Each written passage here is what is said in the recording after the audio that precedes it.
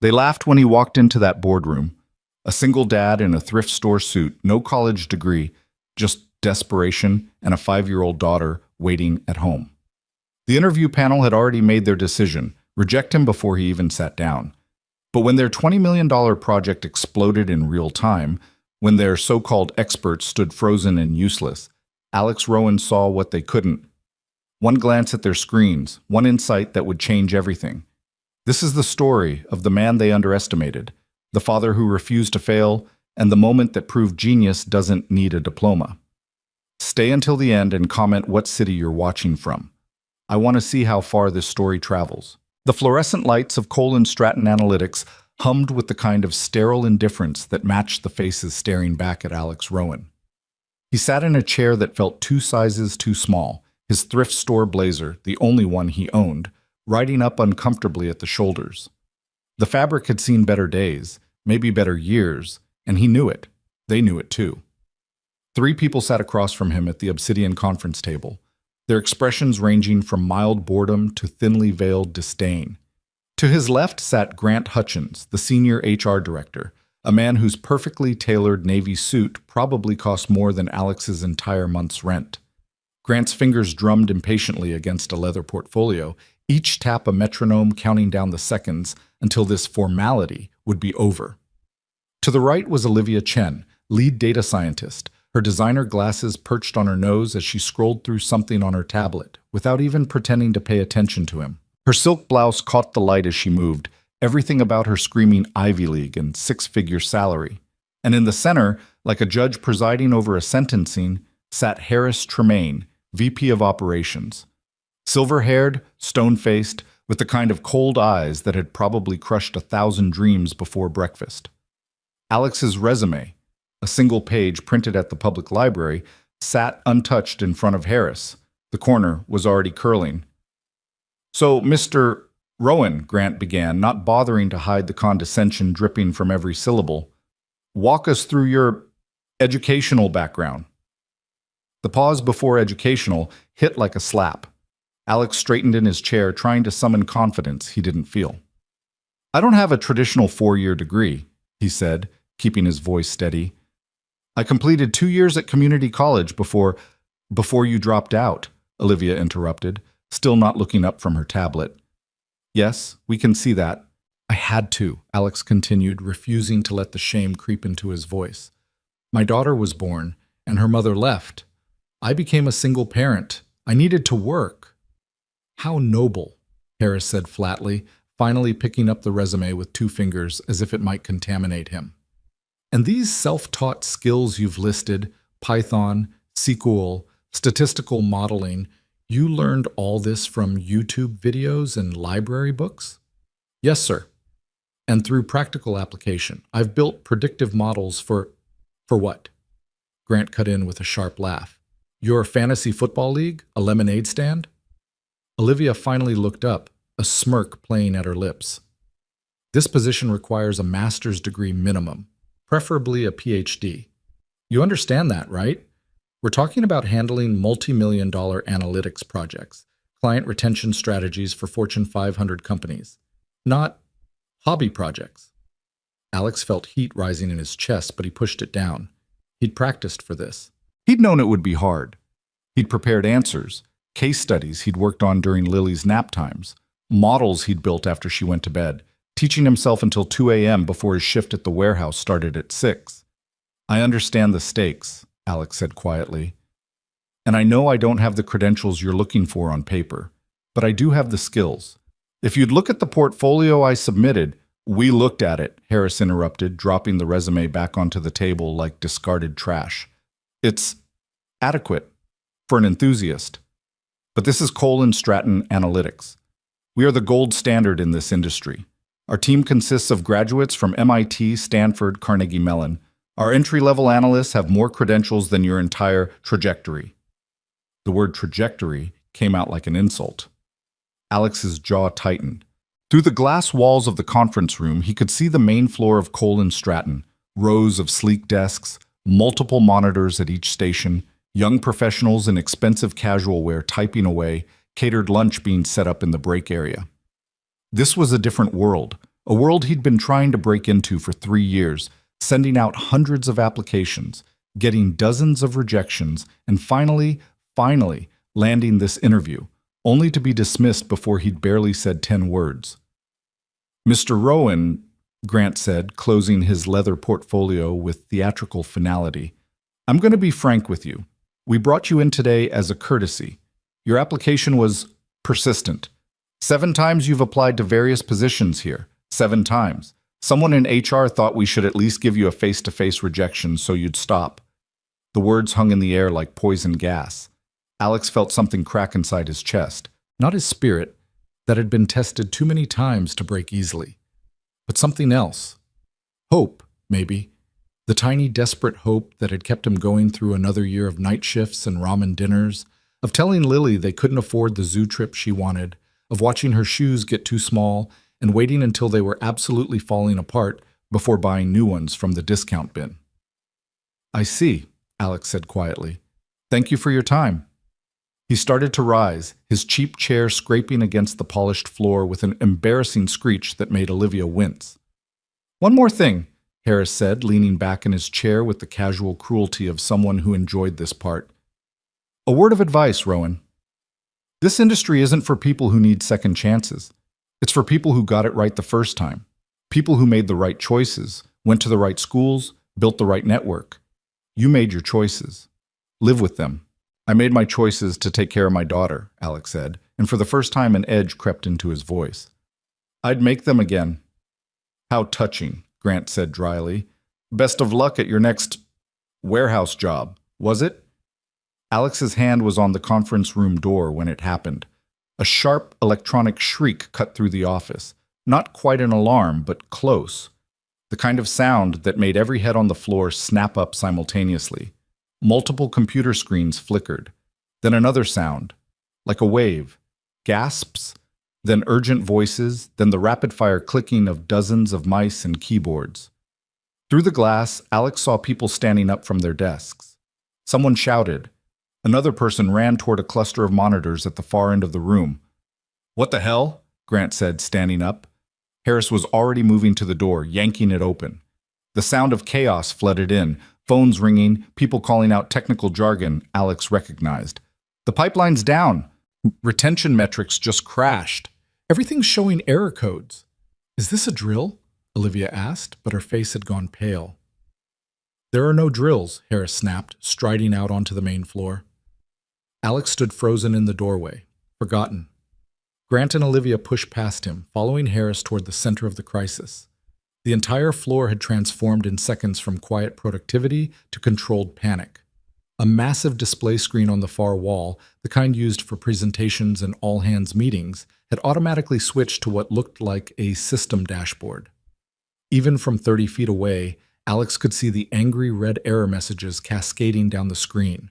Project titles, graphs, metrics, all of it collapsing in real time. And centered at the top of the screen, in letters large enough to read from anywhere in the room, Project Atlas. Critical failure. Alex's breath caught. He knew that name. Everyone in the industry knew that name. Project Atlas was legendary. Cole and Stratton's flagship client retention prediction system, the platform that had won them their reputation, that supposedly could predict customer churn with unprecedented accuracy. It had been featured in Forbes, Wired, and the Wall Street Journal. Companies paid millions for access to its insights, and apparently, it had just died. "Someone get me a status report," Harris's voice boomed across the floor. "Where's the Atlas team? Now!" A cluster of data scientists rushed to a bank of monitors, their fingers flying across keyboards. Alex watched as Grant and Olivia joined another group, all of them staring at screens filled with code and error logs. He should leave.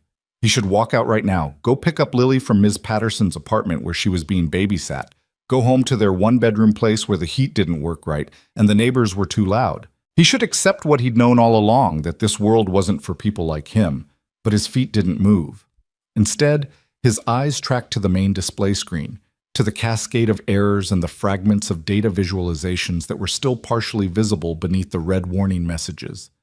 Years of self-taught analysis, of staying up until his eyes burned studying statistical patterns, of building models on borrowed laptops in public libraries, All of it hummed to life in his brain. Something was wrong with what he was seeing. Not just the system failure, that was obvious, but something else. Something in the data itself, in the fragments still visible on the screen. "The client's going to murder us," someone said nearby, voice high with panic. "Drake's going to pull the entire contract." "Samuel Drake?" another voice responded. "Oh God, he's already been threatening to walk. If Atlas is down, it's not just down," a third voice cut in, belonging to a young analyst with sweat already beading on his forehead. "The historical data is corrupted. Months of retention metrics are showing anomalies.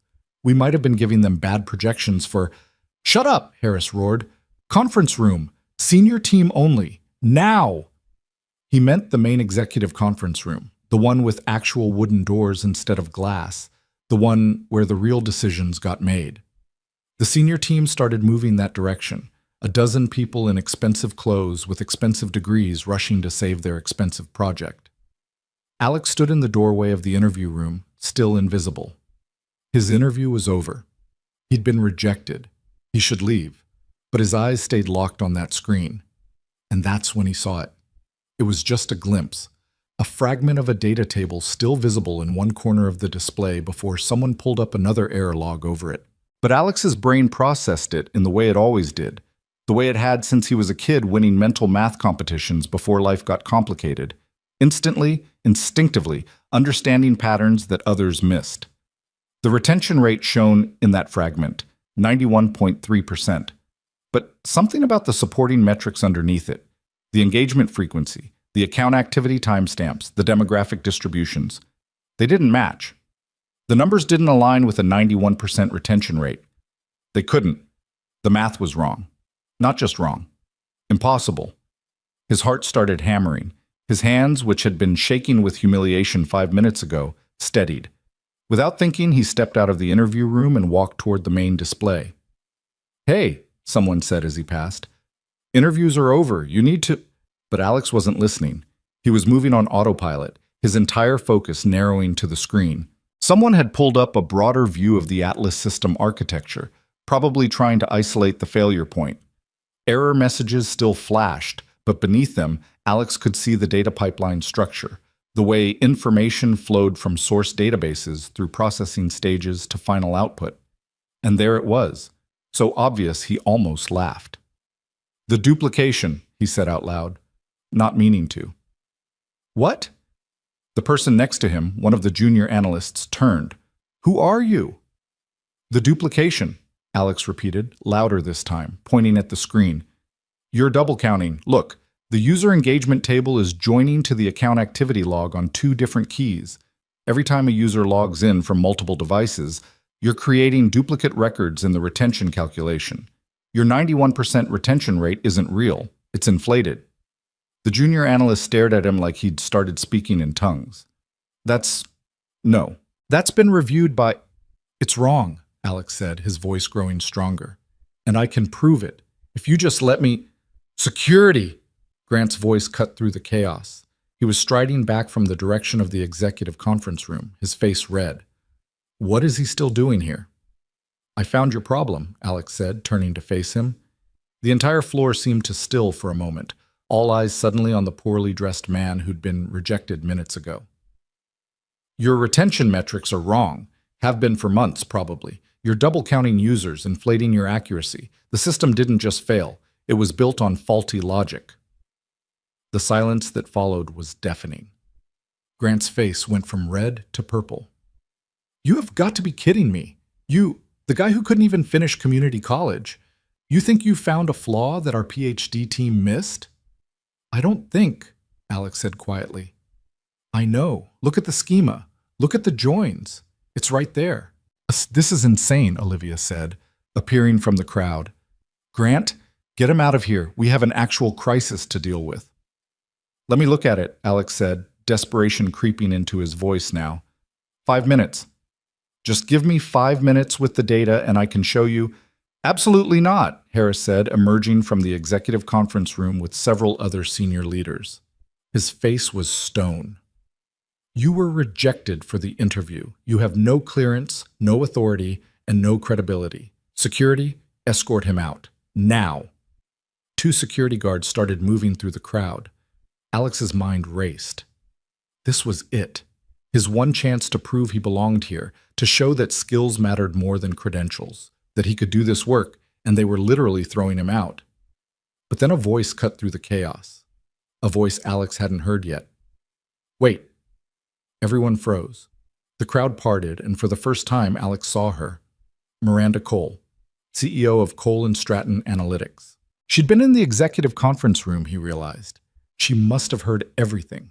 Miranda was in her 50s, with steel gray hair pulled back in a severe bun and a charcoal pantsuit that probably cost more than Alex's car, if he'd had a car. But it was her eyes that stopped him, sharp, calculating, missing nothing. She walked forward slowly, her heels clicking on the polished floor, until she stood directly in front of Alex. You said duplication, Miranda said. Her voice was quiet, but it commanded absolute attention. Explain. Exactly. 30 seconds. Alex's mouth went dry. Every eye in the office was on him. The security guards had stopped, waiting. Grant, Olivia, and Harris were all staring, their expressions ranging from rage to disbelief. 30 seconds to save everything. Your user engagement metrics join the account table to the activity log using both username and device ID as keys, Alex said, words tumbling out rapid fire. But users log in from multiple devices, phone, tablet, laptop. Each device creates a separate join record. When you calculate retention, you're counting the same user multiple times. The more devices they use, the more they're duplicated in your retention figures. It makes your system look more accurate than it is because you're counting loyal users 3 or 4 times each, while counting churned users only once. Your real retention rate is probably 30 to 40 points lower than what you're reporting. The silence stretched for 5 seconds. 10, 15. Miranda's expression didn't change. Then she turned to Harris. Pull up the schema, she said. Miranda, this is... Harris started. Pull up the schema. Someone scrambled to a keyboard. A few clicks later, the massive display showed the database structure Alex had described. Tables, fields, join relationships. The technical architecture that powered Project Atlas. Miranda studied it for a long moment. Then she turned to one of her senior data scientists, a woman with a terrified expression. Dr. Patterson, Miranda said. Hypothesis. If this duplication exists, what would be the actual impact on our retention calculations? Dr. Patterson, who probably had 3 degrees and a wall of awards, stared at the screen, her face growing progressively paler. Her lips moved silently as she traced the data flows, running calculations in her head. Oh my God, she whispered. He's right. The join is we're generating duplicate user records on every multi-device session. That means, oh my God, our retention figures would be inflated, Miranda finished coldly. By how much? I would need to run the actual numbers, but if the average user logs in from 2.3 devices as our metrics show, then we're potentially counting them multiple times across the retention calculation window, which means, Dr. Patterson's voice was shaking now. Our reported 91% retention could actually be 68%, maybe lower. The number hung in the air like a death sentence. 68% instead of 91%. A 23-point gap. In the world of multi-million-dollar analytics contracts, that wasn't just an error. That was catastrophic. That was the kind of mistake that ended companies. Jesus Christ, someone whispered. Harris looked like he might vomit. Grant had gone completely white. Olivia was staring at Alex like he'd just pulled a grenade pin. And Miranda was still looking at the screen, her expression unreadable. How long has this been in production? She asked quietly. 18 months, Dr. Patterson whispered. We've been reporting these metrics to clients for 18 months. Another silence. This one felt like standing on the edge of a cliff. Then Miranda turned back to Alex. She studied him with those sharp eyes, taking in the cheap blazer, the worn shoes, the obvious signs of someone who'd been fighting life with both hands for years. What's your name? She asked. Alex Rowan, ma'am.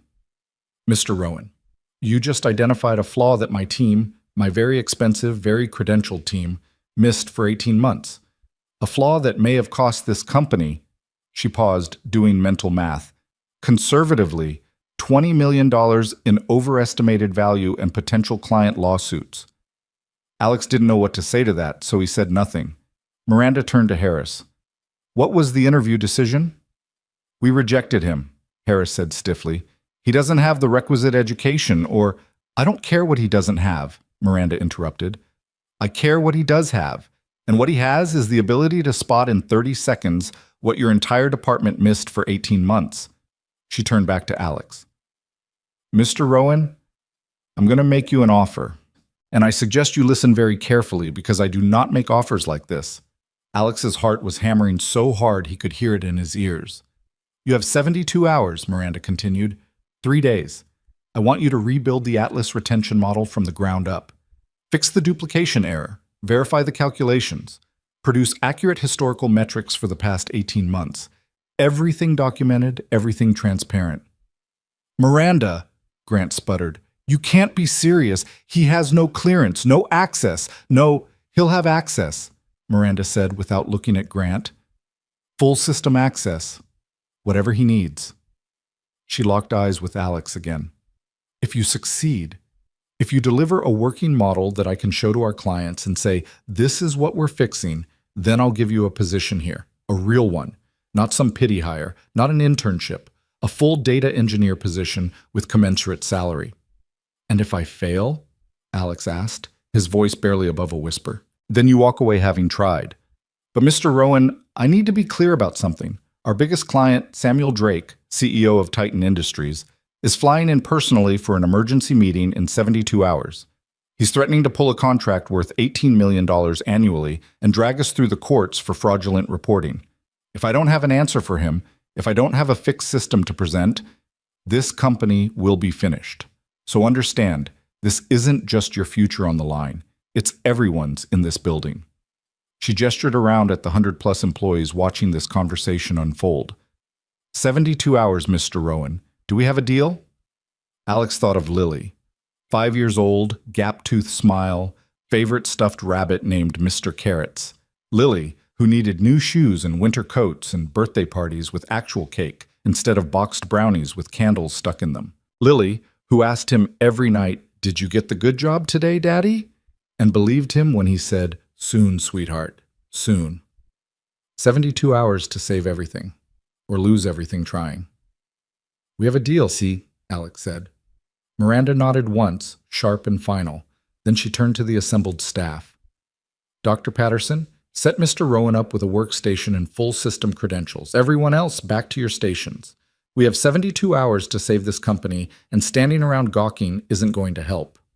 The crowd dispersed slowly, people returning to their desks with stunned expressions, whispering to each other. Alex caught fragments of conversations. Did that really just happen? Who is that guy? This is insane. Dr. Patterson approached him cautiously, like he might bite. Mr. Rowan, if you'll follow me. As Alex moved to follow her, he passed Grant, Olivia, and Harris. The looks on their faces ranged from fury to disbelief to something that might have been fear. Grant leaned in close as Alex passed. You're going to fail, he hissed, quiet enough that only Alex could hear. And when you do, we're going to make sure everyone knows it was you who killed this company, not the system. You. Alex met his eyes and said nothing. There was nothing to say. Grant was right about one thing. If Alex failed, he would be the scapegoat, the unqualified nobody who'd been given a chance and blown it spectacularly. But if he succeeded... Dr. Patterson led him across the floor to a workstation in the corner, a temporary desk that looked like it was usually used for overflow or visiting consultants. 2 monitors, decent keyboard, standard office chair. It looked like heaven. I'll get your credentials set up, Dr. Patterson said, her voice still shaky. You'll have full database access within the hour. And Mr. Rowan, for what it's worth, what you spotted? That was brilliant. We should have caught it. I should have caught it. She looked genuinely ashamed. Good luck. She left him there, at this borrowed desk, in this world he didn't belong to, with 72 hours to do the impossible. Alex sat down in the chair. It was ergonomic, perfectly adjusted, the kind of chair that probably cost more than his entire thrift store wardrobe. Through the window, he could see the city sprawling below, Manhattan at its finest, all glass towers and endless ambition. His phone buzzed, a text from Ms. Patterson, his neighbor and babysitter. "Lily's fine. Colored you a picture. Take your time at the interview." Alex closed his eyes. Lily was safe. Lily was happy. Lily didn't know that her daddy had just bet everything they had, everything they were, on a 3-day deadline that might destroy them both. His phone buzzed again. This time, a text from an unknown number. "Mr. Rowan, Miranda Cole. I'm giving you this opportunity not because I'm kind, but because I'm desperate. Prove you belong here, or prove everyone right about you. The choice is yours. Clock starts now." Alex opened his eyes, stared at the dark monitors in front of him, waiting for credentials that would give him access to a system he'd never touched, data he'd never seen, problems he'd never encountered. 72 hours. Time to get to work. The credentials came through 47 minutes later.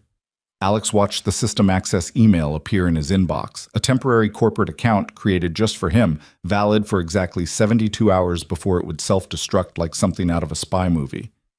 His username was Arawan Temp. Even the system knew he didn't belong. He logged in with hands that wanted to shake but couldn't afford to. The dual monitors blazed to life, displaying the Cole and Stratton internal portal. Alex had spent years imagining what the inside of a real analytics company looked like, what tools they used, what their systems contained.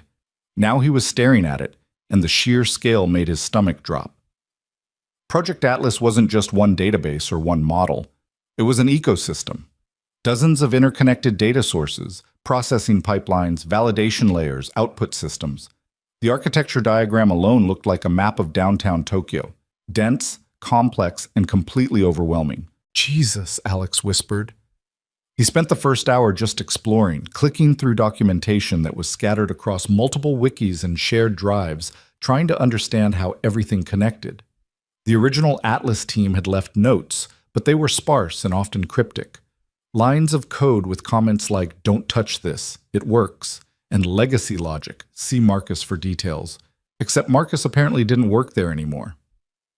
By hour 2, Alex had sketched out a rough flowchart on the notepad Dr. Patterson had left him, tracing data from source to output.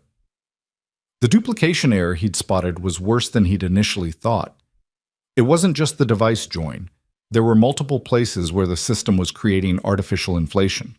Every time they'd tried to enhance the model, they'd layered on new logic without checking if it conflicted with existing calculations. It was a house of cards built by very smart people who'd been too busy being smart to be careful. Alex pulled up the retention calculation module and started reading through the SQL queries.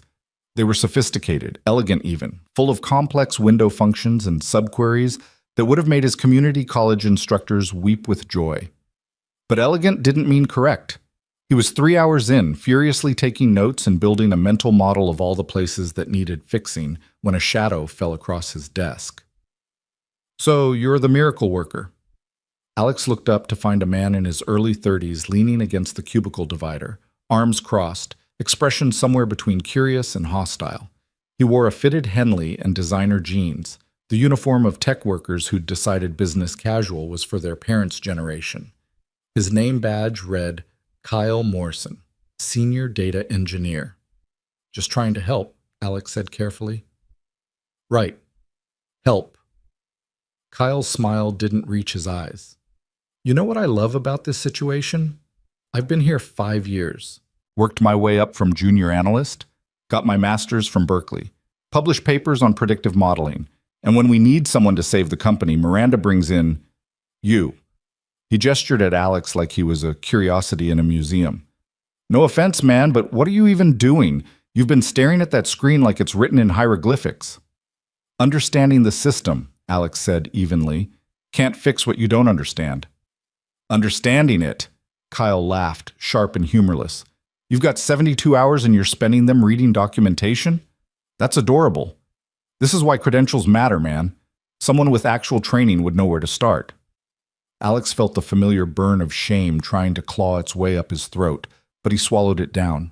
He'd had this conversation 1,000 times, in 1,000 different forms. People who thought their degrees made them superior, who saw his lack of formal education as proof of inferiority rather than circumstance. "If you've got advice, I'm listening," Alex said. "Otherwise, I've got work to do." Kyle straightened, his expression hardening. "Here's my advice. Quit now. Walk away before you embarrass yourself. Because when you fail, and you will fail, Miranda's going to need someone to blame. And it sure as hell isn't going to be the rest of us who've been carrying this company on our backs while you were what? Stocking shelves?" "Warehouse logistics coordinator," Alex corrected quietly. "And I did more than stock. I optimized inventory flow, reduced overhead by 15%, implemented a predictive ordering system that saved—" "I don't care," Kyle interrupted. "Nobody cares about your little warehouse projects. This is the real world. These are real stakes. And you're in way over your head." He walked away before Alex could respond, leaving him alone at his temporary desk with his temporary credentials and his temporary chance. Alex took a slow breath, counted to 5, and went back to work. By hour 6, he had the full picture. The duplication error was the main culprit, but there were secondary issues. Inconsistent date handling that caused users to be counted as churned when they were actually just in different time zones. A rounding error in the engagement scoring that cascaded through downstream calculations. And a truly bizarre bug where users with apostrophes in their names were being silently excluded from certain queries. It was fixable. All of it was fixable. But fixing it would require rebuilding core components of the system, and he had to do it without breaking the dozens of reports and dashboards that depended on Atlas outputs. He started writing new queries, testing them against sample data in a development environment Dr. Patterson had set up for him. The code came naturally. Years of self-teaching had made him comfortable with SQL and Python in a way that felt almost instinctive. He didn't have the formal computer science vocabulary that someone like Kyle would use, but he understood the logic, the patterns, the way data moved and transformed. "Mr. Rowan?" Alex jerked his head up. He'd been so deep in concentration that he hadn't heard anyone approach. Dr. Patterson stood there with a concerned expression, holding a sandwich wrapped in deli paper. "It's past 8, she said gently. "You've been working for almost 7 hours straight. Have you eaten?" Alex blinked, suddenly aware that his stomach was eating itself. He'd had a granola bar for breakfast and nothing since. No, I should eat this." She set the sandwich on his desk. "Turkey and Swiss. And there's coffee in the break room that's actually decent, not the sludge from the big machine." "Thank you," Alex said, genuinely touched. "You didn't have to—" "I know." Dr. Patterson pulled over a spare chair and sat down, studying his monitors. "How's it going?" Alex hesitated. Admitting struggle felt dangerous, like showing weakness to a predator. But something about Dr. Patterson's expression, genuine concern mixed with scientific curiosity, made him answer honestly. "It's worse than I thought," he said. "The duplication is the big issue, but there are other problems layered throughout. I'm going to have to rebuild the core retention calculation from scratch, and then validate it against 18 months of historical data to make sure the new numbers are accurate." That's a massive undertaking, Dr. Patterson said slowly. "For one person, in 72 hours, that's borderline impossible." "I know." "You're not even going to sleep, are you?" Alex thought of Lily, probably already asleep at Ms. Patterson's apartment, Mr. Carrots tucked under her arm. He thought of the look on Grant's face when he'd hissed his threat. He thought of Miranda's text, "Prove you belong here," or "Prove everyone right about you." "Can't afford to," he said simply. Dr. Patterson was quiet for a moment. Then she leaned forward. "Listen, I need to tell you something. What you did today, spotting that error, it was impressive, genuinely. But you need to understand the politics you've walked into." "The politics?" "Harris, Grant, Olivia, they're threatened by you. No, more than threatened. They're terrified. Because if you succeed, it proves that their entire gatekeeping apparatus is bullshit. Every time they've rejected someone for not having the right degree or the right pedigree, every time they've hired someone's nephew from Princeton over a more qualified candidate because of culture fit, all of that gets questioned if the guy with 2 years of community college saves the company. Alex absorbed this, watching the SQL query results populate on his screen. So they want me to fail. They need you to fail, Dr. Patterson corrected. And they're going to make it as hard as possible for you. Watch your back, Mr. Rowan. I mean that literally. She stood up, squeezed his shoulder once in a gesture of surprising warmth, and walked away. Alex ate the sandwich. It was excellent, probably from some artisan deli that charged $15 for lunch, and drank 3 cups of the good coffee, then settled back into work. By midnight, most of the office had cleared out. A few dedicated souls remained at their desks, but the vast floor felt cavernous and empty. Alex's eyes burned, but he pushed through, testing his new retention calculation against a subset of historical data. The numbers came back different, dramatically different. According to his revised model, Cole and Stratton's retention prediction accuracy wasn't 91%. It was 68.3%, a 23-point gap, just like Dr. Patterson had estimated in that horrific moment earlier today. But more importantly, his model was consistent. When he ran it against different time periods, different client segments, different demographic slices, the calculations remained stable and logical. The old model had shown wild variance that the team had explained away as market volatility or seasonal effects. The new model showed what Alex suspected was the truth: steady, predictable patterns that could actually be used for forecasting. He was building something real, something that worked. It was 2 a.m. when his phone buzzed. A text from Ms. Patterson, the babysitter. Lily's asleep. She made you a card. Good luck, Daddy, with a picture of you as a superhero. She believes in you. Don't let her down. Alex stared at that text until his vision blurred. He saved his work, set multiple backups, and forced himself to leave the office. The subway ride home was empty, just him and a few other night shift workers too tired to do anything but stare at their reflections in the dark windows. Alex thought about Kyle's words. You're in way over your head, and about Grant's threat. We're going to make sure everyone knows it was you who killed this company. They were probably right to doubt him. He was nobody. A warehouse worker with delusions of adequacy. A single dad who'd spent years convincing himself that watching YouTube tutorials and reading library books was the same as real education. But then he thought of that moment in the interview room, when the system had crashed and he'd seen what they couldn't. That hadn't been luck. That had been pattern recognition, analytical thinking, the ability to see through noise to signal. Those skills didn't come from diplomas. They came from desperation and determination and thousands of hours of practice when everyone else was sleeping. He got home at 3 a.m., slipped quietly into Ms. Patterson's apartment to get Lily. His daughter was indeed asleep, clutching Mr. Carrots, a piece of construction paper carefully placed on the table nearby. The drawing showed a stick figure with a cape and a big smile, labeled Daddy the Hero, in Lily's uneven handwriting. Alex carried her home, tucked her into bed, and allowed himself 3 hours of sleep. Day 2 started at 6 a.m. when his alarm screamed him awake. Alex showered, dressed in his second-best shirt, the good one was already dirty, and took Lily to preschool. "Did you get the good job, Daddy?" she asked as he signed her in. "Still working on it, sweetheart," he said, crouching down to her level. "But I'm trying really hard." "You're the smartest daddy ever," Lily said, with the absolute conviction only a 5-year-old could muster. "You're going to do it." Alex hugged her tight, then forced himself to let go and head back to Cole and Stratton. The office was already buzzing when he arrived at 7:30. People who'd looked at him with curiosity yesterday now looked at him with something else. Speculation, maybe, or the kind of morbid interest people had watching someone walk a tightrope without a net. He sat down at his temporary desk and found something waiting for him. A sticky note on his monitor. "Nice try. But you're using test data. Real production data has access restrictions. Good luck with that." "Okay." Alex's stomach dropped. He pulled up the database connection settings and his fears confirmed. His credentials had been modified overnight.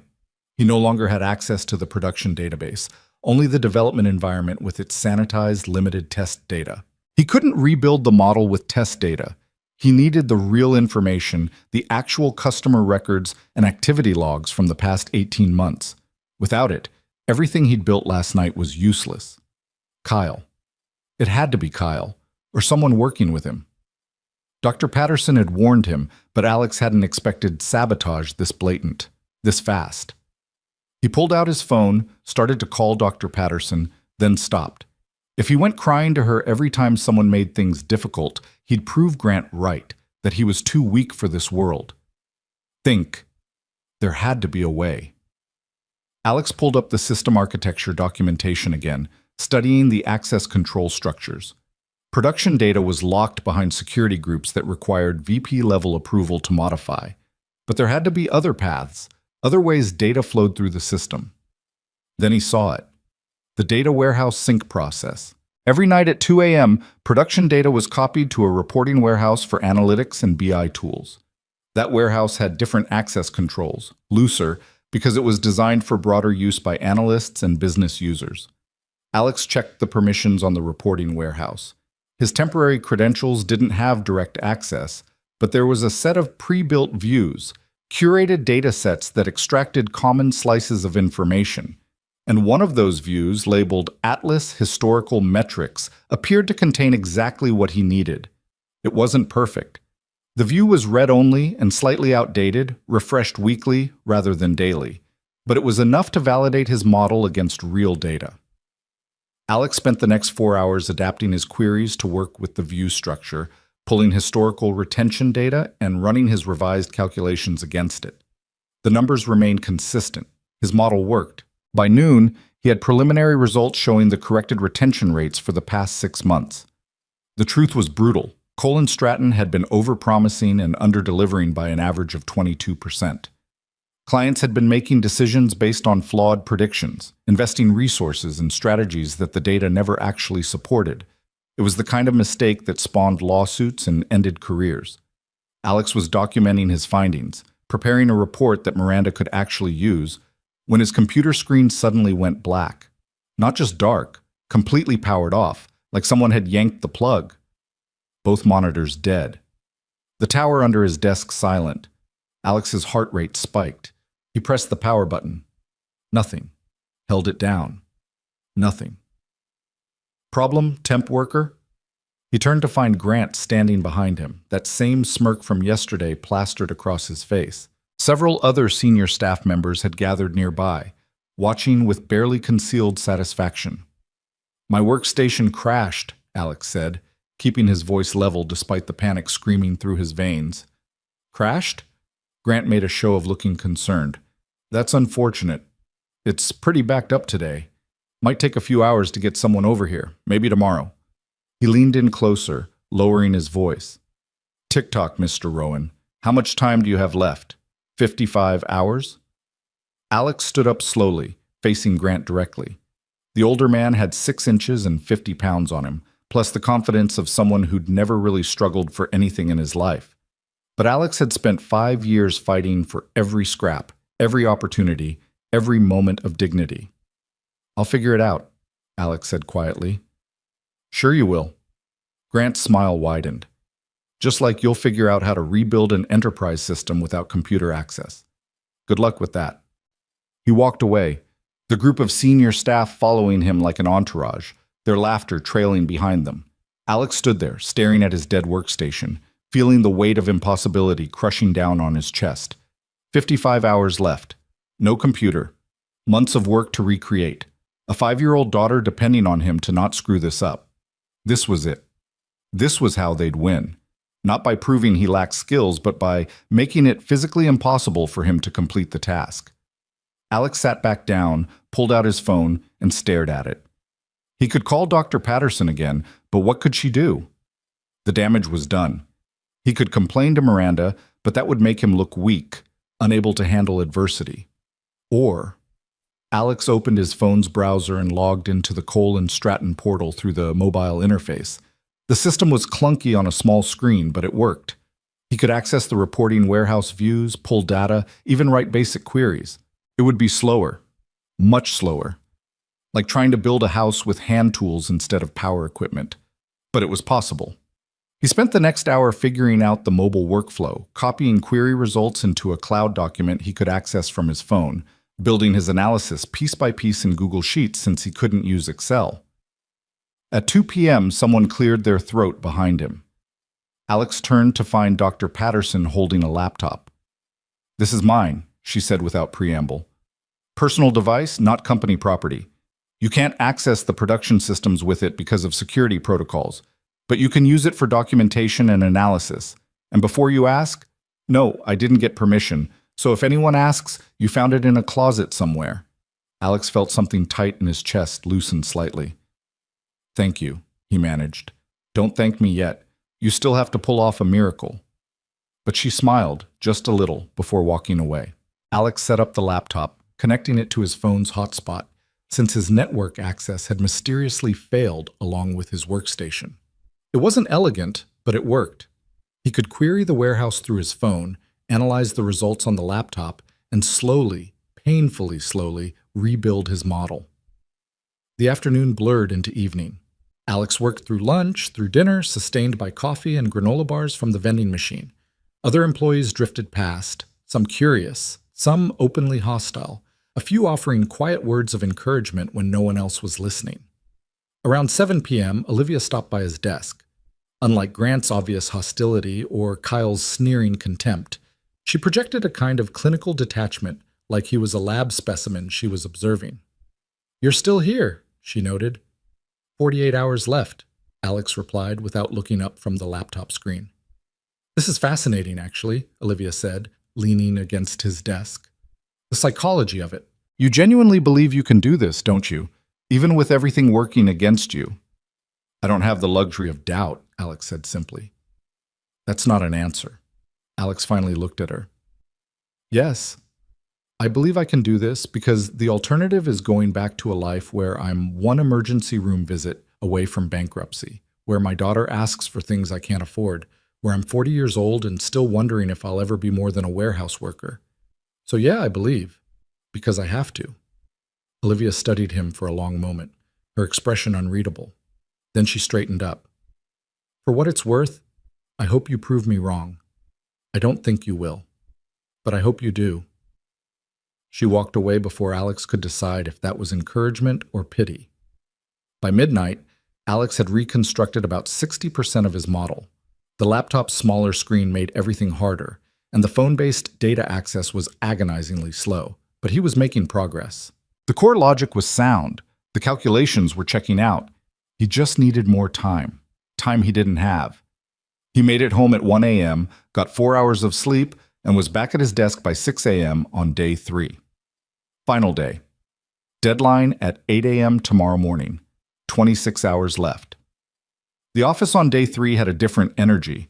Word had spread about what was happening. The temp worker trying to save the company, the system working against him, the impossible deadline ticking down. Some people seemed to be rooting for him now. Others wanted him to fail so life could return to normal. Alex ignored all of it. He had a model to finish. But by noon, he hit a wall. The historical data he needed to validate the final quarter of analysis required access to archived logs that weren't in the reporting warehouse. They'd been moved to cold storage months ago, apparently to save on database costs. Accessing them required special permissions that, surprise, surprise, his temporary credentials didn't include. Alex stared at his phone screen, at the error message telling him access denied, and felt something crack inside him.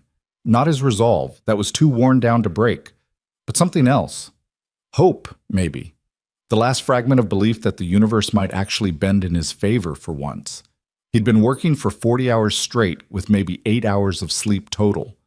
He'd overcome sabotaged credentials and a dead workstation and 1,000 small obstacles designed to make him fail. But this was different.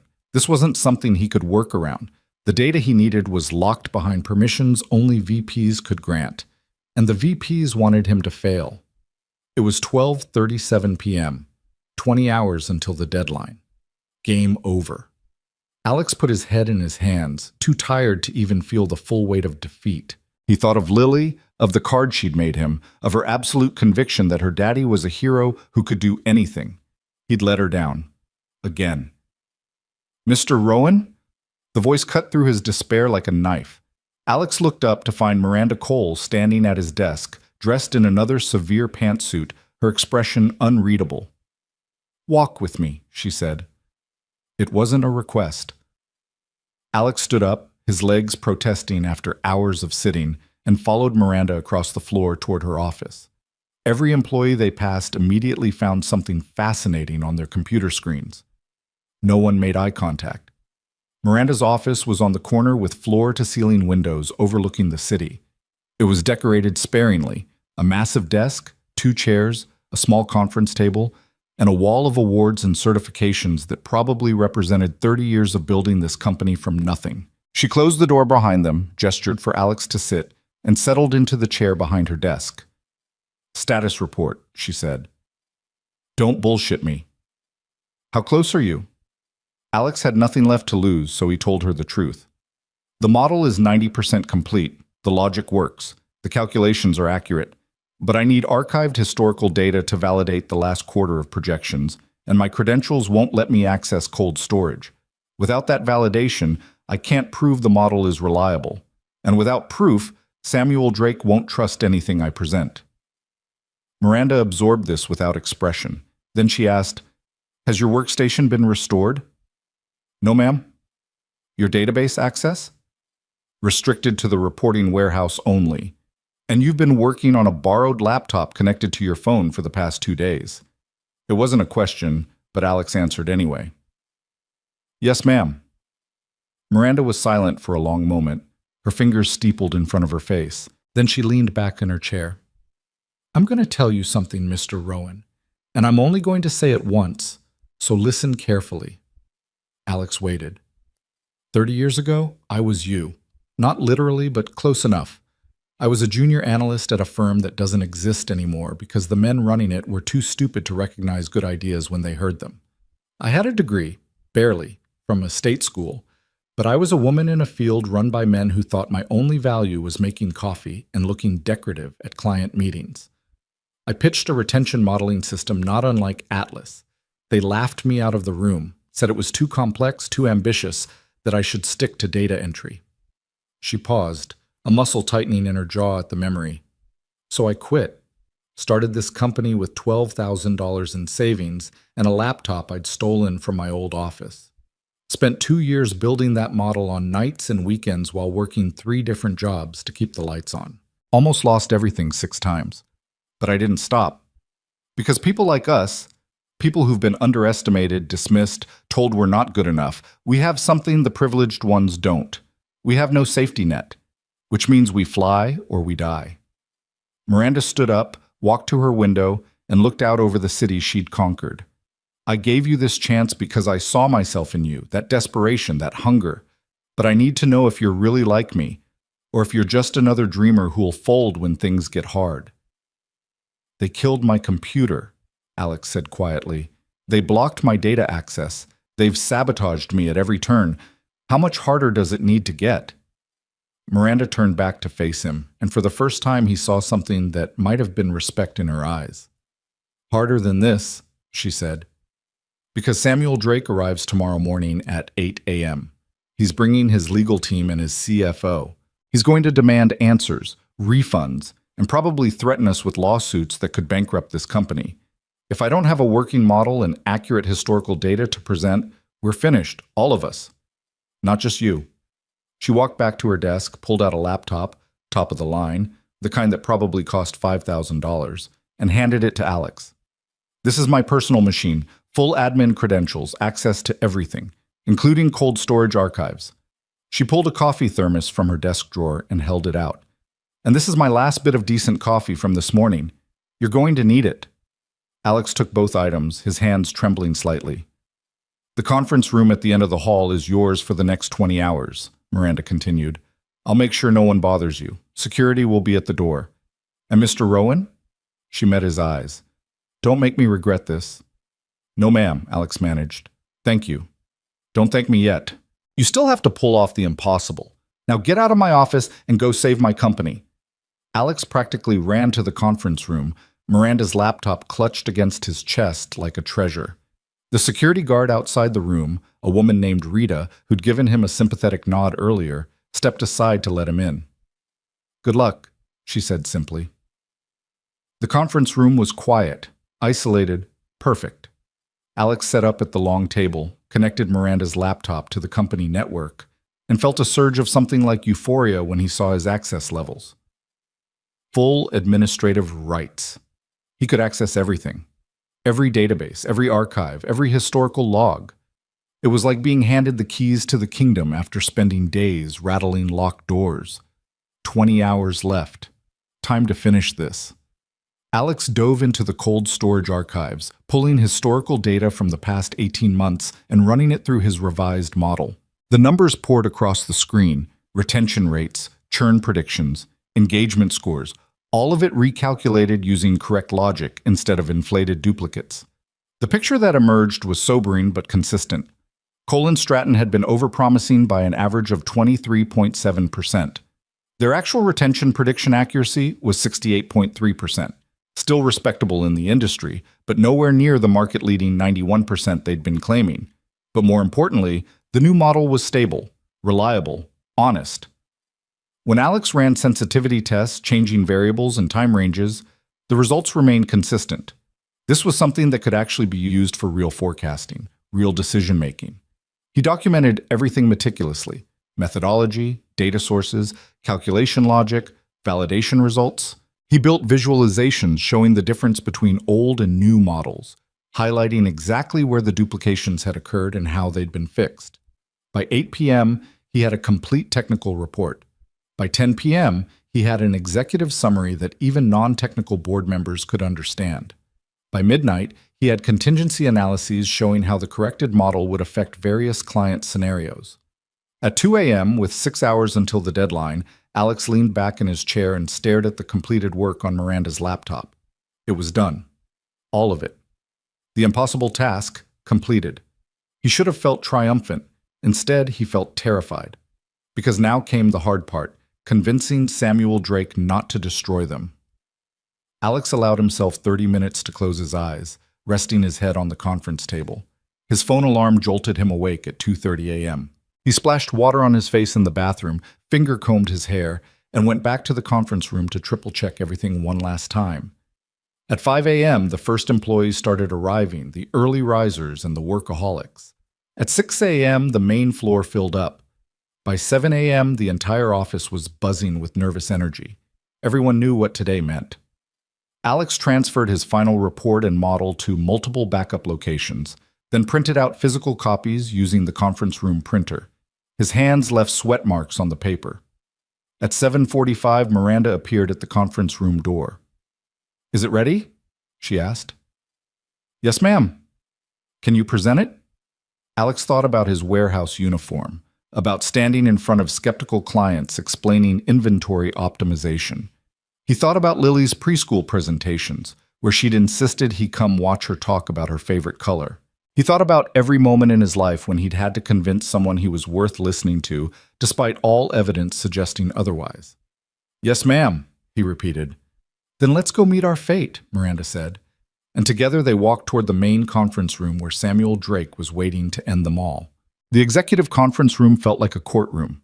Samuel Drake sat at the head of the massive table, flanked by 2 lawyers in matching charcoal suits and a CFO, whose expressions suggested he'd already calculated exactly how much pain he could inflict through litigation.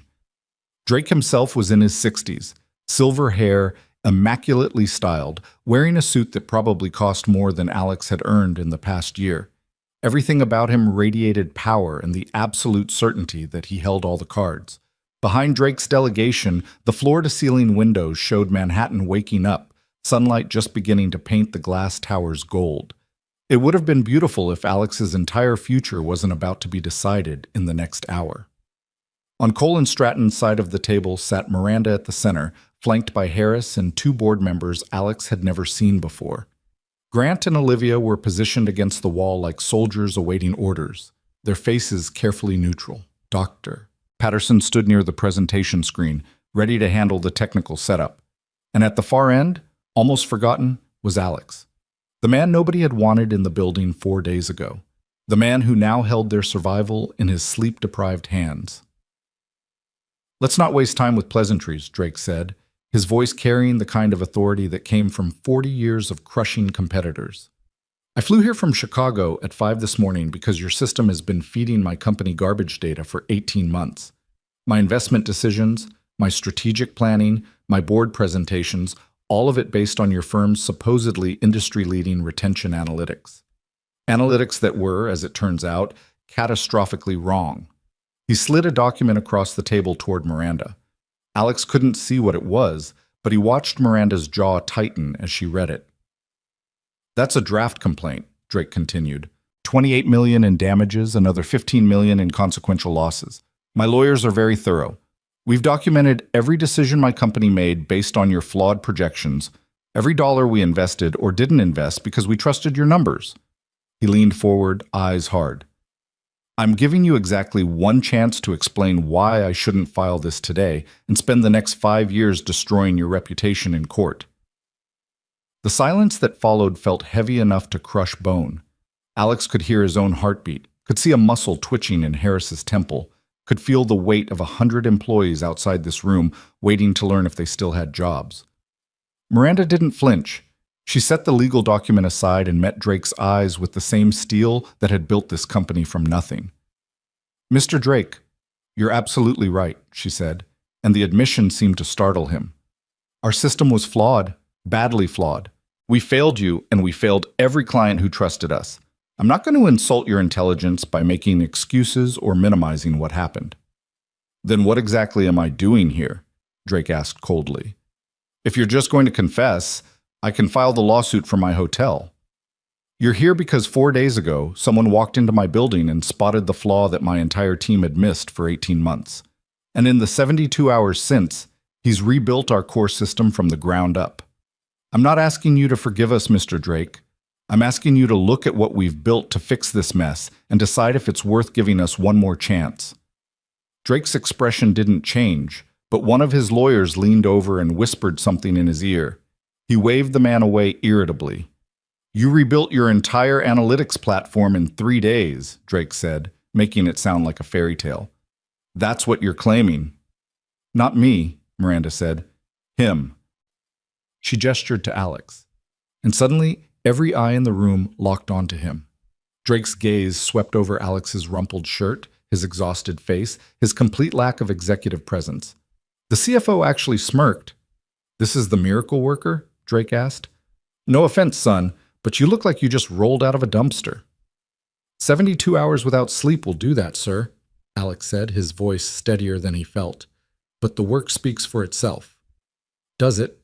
Drake leaned back in his chair, steepling his fingers. "And what exactly qualifies you to rebuild an enterprise analytics system? Where's your PhD, your credentials, your track record?" Here it was. The moment Alex had been dreading. He could lie, embellish, try to make his background sound more impressive than it was. Or he could tell the truth and hope that the work really did speak for itself. "I don't have a PhD," Alex said quietly. "I have 2 years of community college, 5 years of self-teaching, and 72 hours of the most intense work of my life.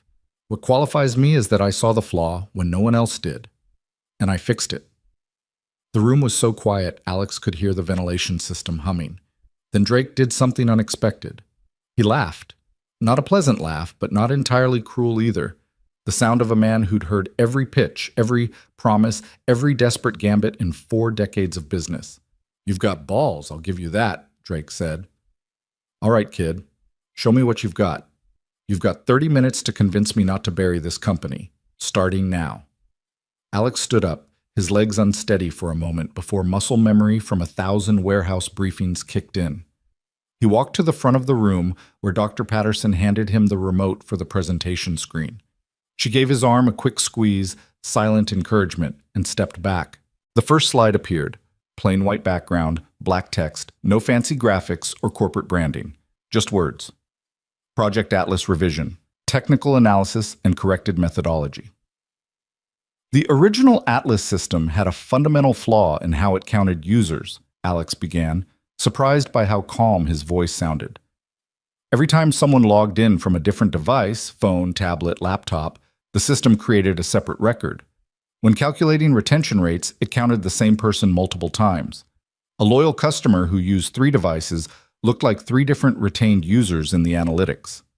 He advanced to the next slide, showing the database schema with the problematic joins highlighted in red. This duplication inflated retention numbers by an average of 23.7% across all client accounts. Your company's actual retention rate over the past 18 months wasn't the 91% that was reported. It was 68.3%. Drake's CFO was already typing on a tablet, presumably running calculations. One of the lawyers scribbled notes. Drake himself remained motionless, watching Alex like a predator evaluating prey. 68% is still above industry average, Alex continued, but more importantly, it's accurate. You can make real decisions with accurate data. The inflated numbers were worse than useless. They were actively misleading. He clicked to the next slide, showing a comparison chart. Old model predictions versus actual outcomes, the gap between them starkly visible in red. Here's what the old system told you would happen versus what actually happened. Notice the variance? The old model showed 91% accuracy, but look at these outliers. Clients the system said would stay left anyway. Clients it said would churn stayed. The error bars were massive. You couldn't trust it for strategic planning because the predictions were fundamentally unreliable. We noticed the variance, Drake said, speaking for the first time since Alex had started. Your team called it market volatility, said it was normal. It wasn't normal, Alex said. It was the system failing while pretending to succeed. The duplication error created artificial consistency in the training data, which made the model look more accurate than it was. But when applied to real-world predictions, the logic fell apart. He advanced through several more slides, each one showing a different aspect of the flawed methodology. The room remained silent except for his voice and the occasional sound of Drake's team taking notes. Even Grant and Olivia, who'd spent 3 days trying to sabotage him, were leaning forward, paying attention. I rebuilt the retention calculation from scratch, Alex continued, pulling up the new model architecture. Implemented proper user deduplication, fixed the device tracking logic, corrected 3 secondary bugs that were cascading through the system. Then I validated everything against 18 months of historical data. The next slide showed the corrected retention rates mapped over time. The numbers were lower, but the variance had disappeared. The predictions formed clean, consistent patterns. Your actual retention rate, 68.3%, is stable and predictable. You can forecast with it. You can build strategy around it. More importantly, you can trust it. Drake was studying the charts now, his expression unreadable. The CFO had stopped typing and was staring at the screen with what might have been grudging respect. Alex clicked to a new section, Client Impact Analysis. I know you're concerned about the decisions you made based on the flawed data, he said, addressing Drake directly now. So I ran a retroactive analysis. I took every major strategic recommendation Atlas made to your company in the past 18 months and recalculated them using the corrected model. The slide showed a table of recommendations, investment decisions, market expansions, customer acquisition strategies, with 2 columns, Atlas original recommendation and corrected analysis. In 14 of 18 cases, the corrected model reaches the same conclusion as the original. Your strategic decisions were sound even if the underlying numbers were wrong. In 3 cases, the corrected model suggests you were more conservative than necessary. You actually left opportunity on the table. And in 1 case, Alex paused, knowing this was the moment that would either save them or end them. In 1 case, the acquisition of the Northern Regional Division, the corrected model suggests you overpaid by approximately 12% based on inflated retention projections. The room went dead silent. 12% of a $400 million acquisition, Drake said slowly, is $48 million. Yes, sir. So your new model is telling me I overpaid for an acquisition because your old model gave me garbage data. Yes, sir, but what? Drake's voice had gone very quiet, which somehow felt more dangerous than shouting. But the acquisition itself was still strategically sound, Alex said, refusing to back down now. The Northern Division gives you market presence you didn't have, eliminates a competitor, and provides long-term value that exceeds the purchase price even with the overpayment. You just paid a premium you didn't need to. And sir, if I can speak frankly, you've come this far, Drake said coldly. Might as well finish. Every major acquisition involves some amount of overpayment. Due diligence is never perfect. 12% is well within normal variance for a deal that size. The fact that you can now quantify exactly how much you overpaid, That's actually valuable information for future negotiations. Drake stared at him for what felt like an hour, but was probably 10 seconds. Then he turned to his CFO. Is he right about the 12% being normal variance? The CFO hesitated, then nodded reluctantly. For an acquisition that complex, yes, we typically budget 15 to 20% variance in our models. Drake turned back to Alex. Keep going. You've got 15 minutes left. Alex's hands were shaking slightly as he advanced the slides, but he pushed through. He showed the validation testing he'd run, the sensitivity analyses, the edge cases he'd checked. He demonstrated that the new model didn't just fix the duplication error, it was fundamentally more robust, more reliable, more useful than what had come before. The old system was built by people trying to impress clients with high accuracy numbers, Alex said, reaching his final slides. The new system is built to tell the truth, even when the truth is less impressive. Because you can't make good decisions with pretty lies. You can only make good decisions with ugly facts. He clicked to the last slide. Implementation timeline. If you choose to continue with Cole and Stratton, the new model can be fully deployed within 2 weeks. All historical data has been reprocessed. All client reports have been recalculated. You'll have complete transparency into what the old system told you versus what actually happened. And going forward, you'll have predictions you can actually trust. Alex set down the remote and faced Drake directly. I know we failed you, sir. I know you have every right to walk away and sue us into oblivion. But this new system works. It's honest. And it's yours if you want it. The silence that followed felt like standing on the edge of a cliff. Alex could see Miranda's reflection in the window glass, her face composed but her hands gripping the armrests of her chair. He could see Harris looking like he might be sick. He could see Grant and Olivia frozen against the wall, waiting for the verdict. Drake stood up slowly, walked to the presentation screen and studied the charts up close. His CFO joined him, and they had a whispered conversation that Alex couldn't hear. One of the lawyers was typing furiously on a laptop. The other was reviewing printed copies of Alex's technical documentation. Finally, Drake turned back to face the room. Miranda, he said, his tone unreadable. Step outside with me. Bring the kid. It wasn't a request. Miranda stood up, gestured for Alex to follow, and the three of them walked out of the conference room into a smaller adjacent office. Drake closed the door, and suddenly the buffer of lawyers and executives and corporate formality was gone. It was just the three of them. I'm going to tell you what I think happened here, Drake said, pacing in the small space. I think your company got arrogant, got comfortable, started believing your own hype.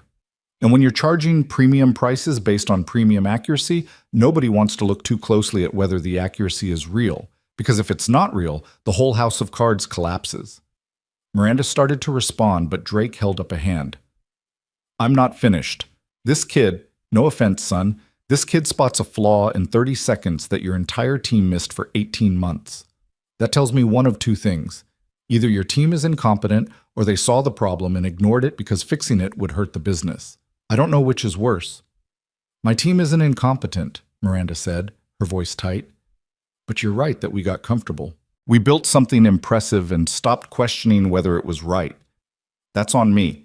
That's my failure as a leader. Drake studied her for a moment, then turned to Alex. You really build this whole thing in 72 hours? Yes, sir. Why? You don't even work here. You could have walked away after spotting the flaw, let this whole company burn. Why break your back to save people who rejected you? Alex thought about all the answers he could give, about needing the job, about wanting to prove himself, about refusing to let Grant and Harris and everyone else who'd dismissed him be right. But what came out was simpler and more true. Because fixing broken things is what I do, Alex said quietly. And because 100 people in this building don't deserve to lose their jobs because the system was flawed. They didn't build it wrong on purpose. They just didn't see what I saw. That doesn't make them bad at their jobs. It makes them human. Drake was quiet for a long moment, looking between Alex and Miranda. The lawsuit I drafted, he said finally, is based on provable damages from 18 months of bad data. My lawyers are very good. They'll win and they'll take everything you have. This company will be gone in a year. Miranda's face went carefully blank, but Alex saw her hands curl into fists. However, Drake continued, and Alex's heart stuttered at that word. Your new system actually does look solid, better than solid. The transparency, the documentation, the honest assessment of where we got bad recommendations, that's worth something. And more importantly, this kid has something my company could use. He turned to Alex. I'm prepared to reinstate the contract.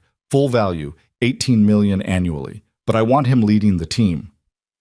The words didn't make sense at first. Alex's exhausted brain tried to process them and came up empty. Leading the team? Miranda repeated, her tone carefully neutral. You heard me. I'm not paying $18 million a year to work with people who miss obvious errors for months. I'm paying to work with people who spot them in 30 seconds and fix them in 3 days. He leads the Atlas project, or I walk. Mr. Drake, Miranda said slowly, Alex doesn't even work for us yet. We had an agreement that if he completed this project, I'd offer him a position, but then offer him the position right now, Drake interrupted. Make him lead data engineer or senior analyst or whatever title you need to give him authority over the Atlas team, because that's my condition. He's in charge, or the deal's off. Alex felt like he'd been hit by a truck. Lead data engineer, in charge of the Atlas team. The same people who'd spent 3 days sabotaging him, who'd mocked his credentials, who'd been certain he would fail. Can we have a moment? Miranda asked. You've got 5 minutes, Drake said, then walked out of the small office, leaving Alex and Miranda alone. Miranda turned to face Alex, and for the first time since he'd met her, she looked uncertain. This isn't how I planned to do this, she said. But he's right. You earned it. More than earned it. The question is whether you want it. Because leading a team that resents you, that tried to destroy you, that will question every decision you make, that's not going to be easy. Alex thought about the past 3 days. The sabotage, the contempt, the 1,000 small cruelties designed to make him quit. He thought about Kyle's sneer, about Grant's threats, about Olivia's clinical dismissal of everything he was. Then he thought about Lily, about the way her face lit up when he came home, about how she believed he could do anything because she didn't know yet that the world wasn't built for people like them. I want it, Alex said. Not because I want to prove anything to them, but because I know I can make the system better, and because someone needs to make sure this never happens again. Miranda studied him for a long moment, then extended her hand. Then welcome to Cole & Stratton Analytics, Mr. Rowan, lead data engineer. Starting salary $120,000 annually with full benefits. Don't make me regret this. Alex shook her hand, his grip firm despite the trembling in his fingers. $120,000. It was more money than he'd ever imagined earning. More than enough to move Lily into a better apartment, to buy her new clothes that actually fit, to take her to the zoo and Disney World and every place she'd ever dreamed about. Thank you, he managed. I won't let you down. I know you won't, because if you do, Drake will destroy both of us. She smiled, just slightly. No pressure. They walked back into the main conference room together. Drake was standing by the windows, talking quietly with his CFO. The rest of the room looked frozen, everyone waiting to see if they still had careers. Mr. Drake, Miranda said clearly, we accept your terms. Alex Rowan will be lead data engineer in charge of Project Atlas, effective immediately. The contract is reinstated. Drake turned, studied them both, then nodded once. Good. I want weekly progress reports, full transparency. And the first sign that you're slipping back into old habits, I'm gone. Understood? Understood, Miranda said. Drake gestured to his team. We're done here. My lawyers will send over the amended contract by end of business today. He paused at the door, looked back at Alex. Kid, I hope you know what you just signed up for. Leading a team of people who think you stole their project is going to be hell. I've been through worse, Alex said quietly. Drake's expression shifted into something that might have been respect. I believe you have. Good luck. And then he was gone, his entourage trailing behind him, leaving the Cole & Stratton team standing in stunned silence. Harris was the first to speak, his voice tight. Miranda, you can't be serious. He's going to lead the Atlas team? He doesn't have the experience, the credentials. He has something better, Miranda interrupted. He has results. And he has Samuel Drake's trust, which is more than any of us can say right now. She turned to address the room. As of this moment, Alex Rowan is lead data engineer for Project Atlas. He reports directly to me. Anyone who has a problem with that can submit their resignation. The silence was deafening. Grant looked apoplectic. Olivia's expression was carefully blank. Dr. Patterson was trying to hide a smile. And Kyle, standing in the back corner, looked like he'd just watched his entire worldview collapse. Alex, Miranda continued, take the rest of the day off. Get some sleep. Monday morning will set you up properly. Real office, full onboarding, team introductions. But right now, you look like death, and you've earned a break. Yes, ma'am, Alex said, his voice distant. He was having trouble processing that this was real, that he'd actually done it. As the room started to clear, people filing out with mixed expressions of shock and resentment and disbelief, Dr. Patterson approached him. Congratulations, she said warmly. And thank you. You just saved about 100 jobs, including mine. I didn't do it alone, Alex said. You helped me. The laptop, the data access. I gave you tools. You built the solution. Don't diminish what you accomplished. She squeezed his shoulder. Now go home. You look like you're about to collapse. Alex gathered his things, his phone, his notes, the borrowed laptop he'd have to return to Miranda. His temporary credentials would expire at midnight, but he wouldn't need them anymore. He'd have permanent ones, real ones. He actually worked here now. He was halfway to the elevator when Grant stepped into his path. You think you won, Grant said quietly, his voice venomous. You think this changes anything, but you're still the same nobody who walked in here 4 days ago. A glorified warehouse worker pretending to be something he's not. And the second you screw up, and you will screw up, we'll be waiting. Alex met his eyes steadily, too exhausted for fear or anger. I'm not pretending to be anything, he said. I'm just doing the work. And if you spent half as much energy actually doing your job as you spend trying to tear other people down, maybe this company wouldn't have needed saving.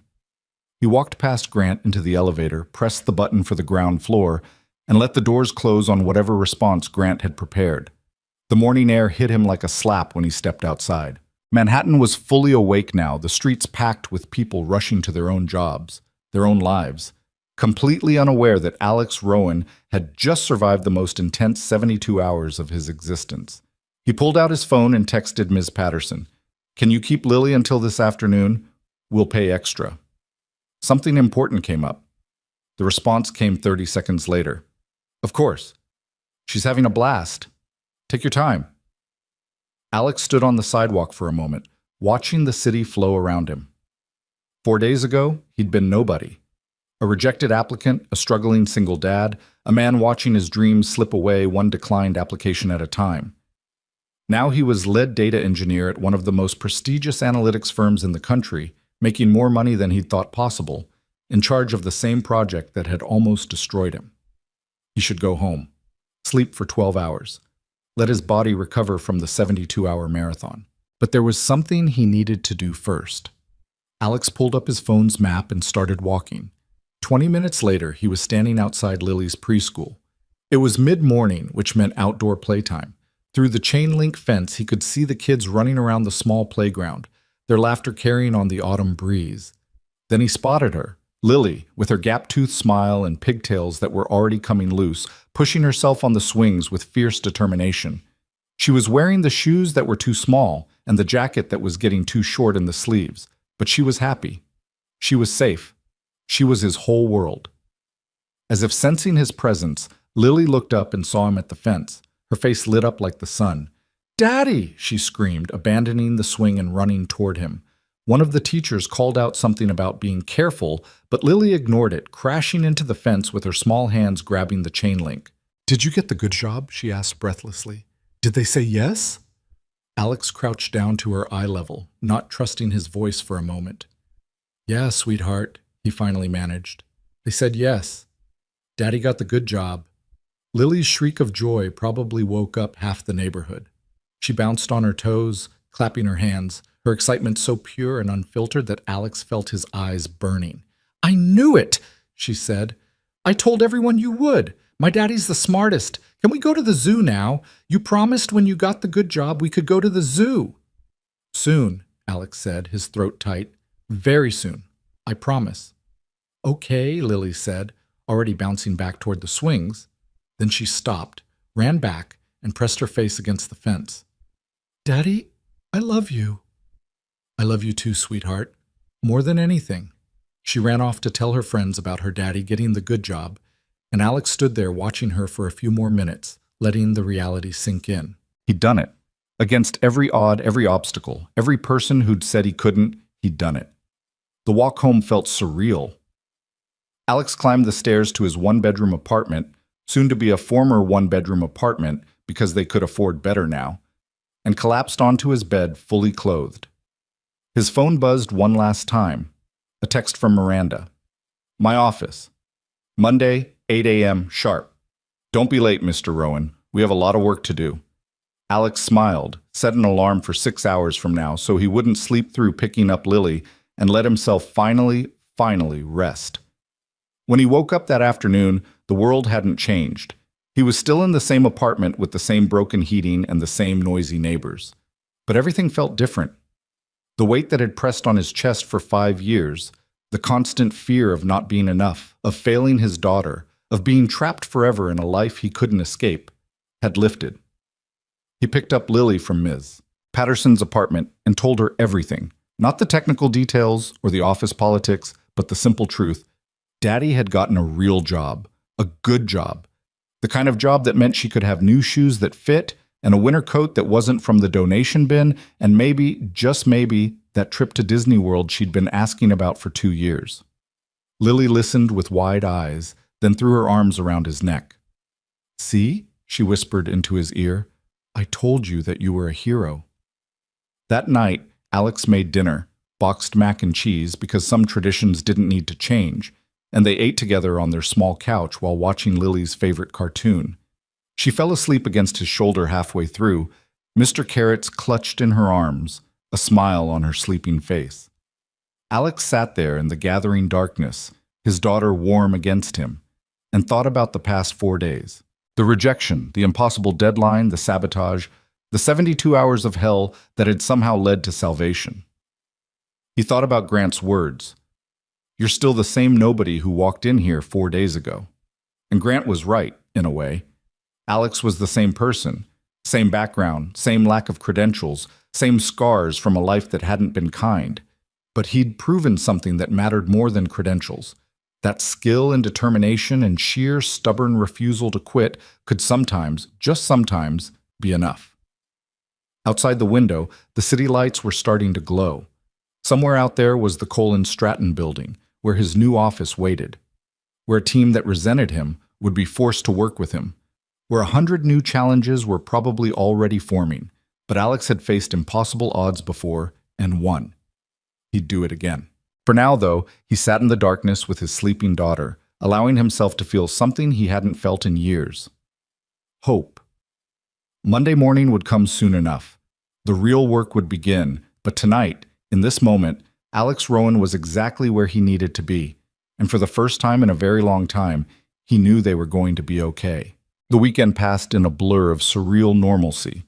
Alex took Lily to the park on Saturday, pushing her on the swings while his mind kept drifting back to Monday morning, to the office that was waiting, to the team that didn't want him.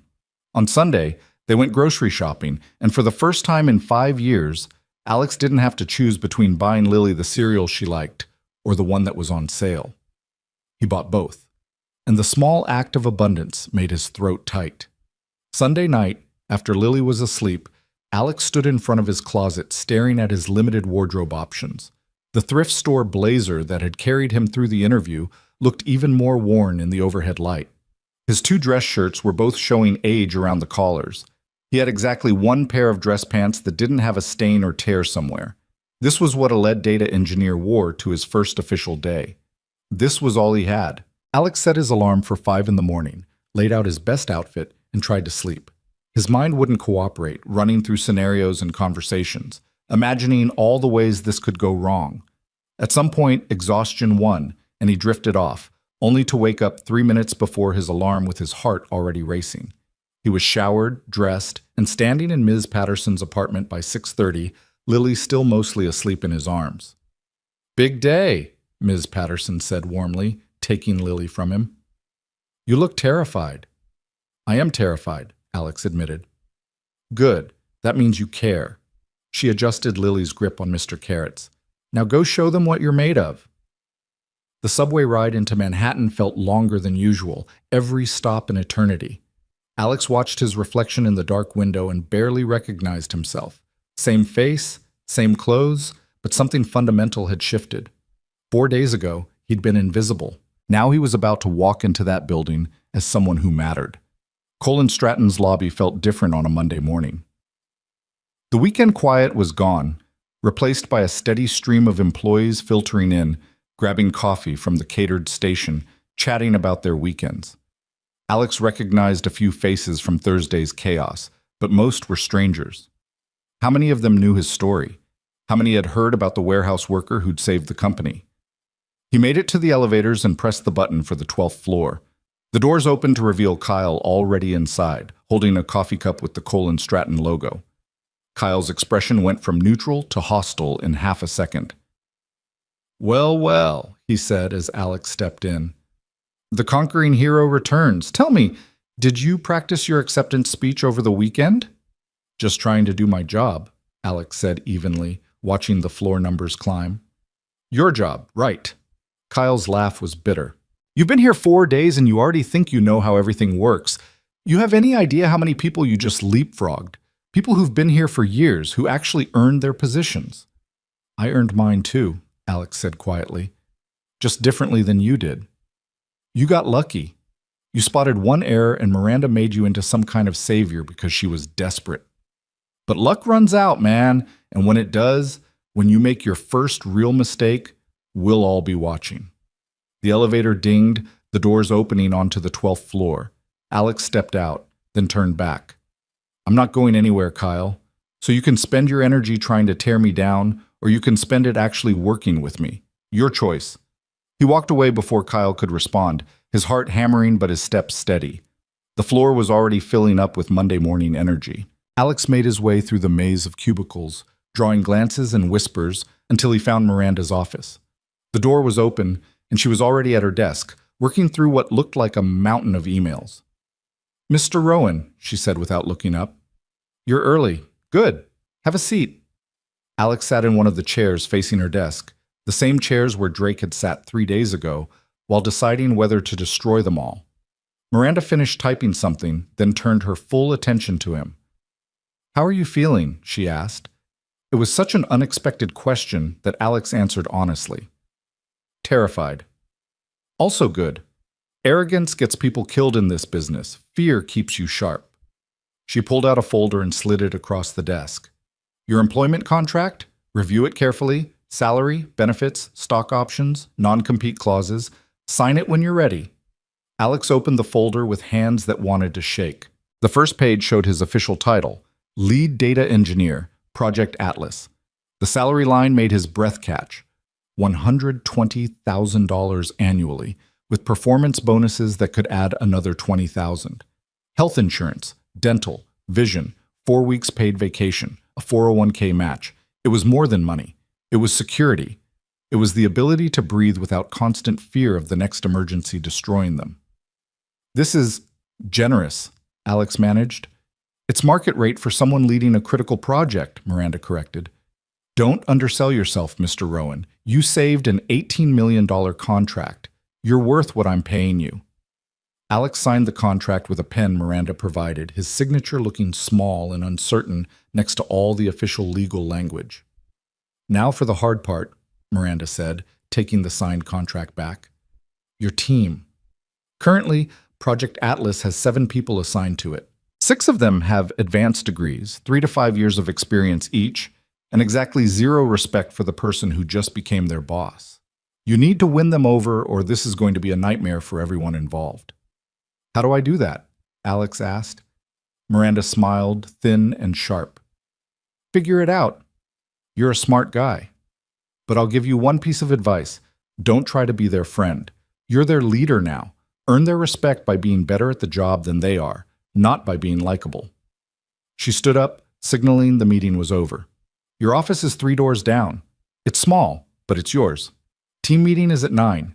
Don't be late. Alex's office turned out to be barely larger than a closet, with a window that looked out over a ventilation shaft and a desk that had definitely seen better decades.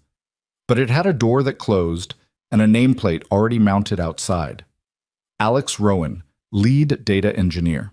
He sat in the chair, ergonomic, expensive, nothing like the folding chairs at his old warehouse job, and stared at the nameplate through the glass wall. This was real. This was actually happening. At 8:45, Alex forced himself to stand up and walk to the main conference room where the team meeting was scheduled.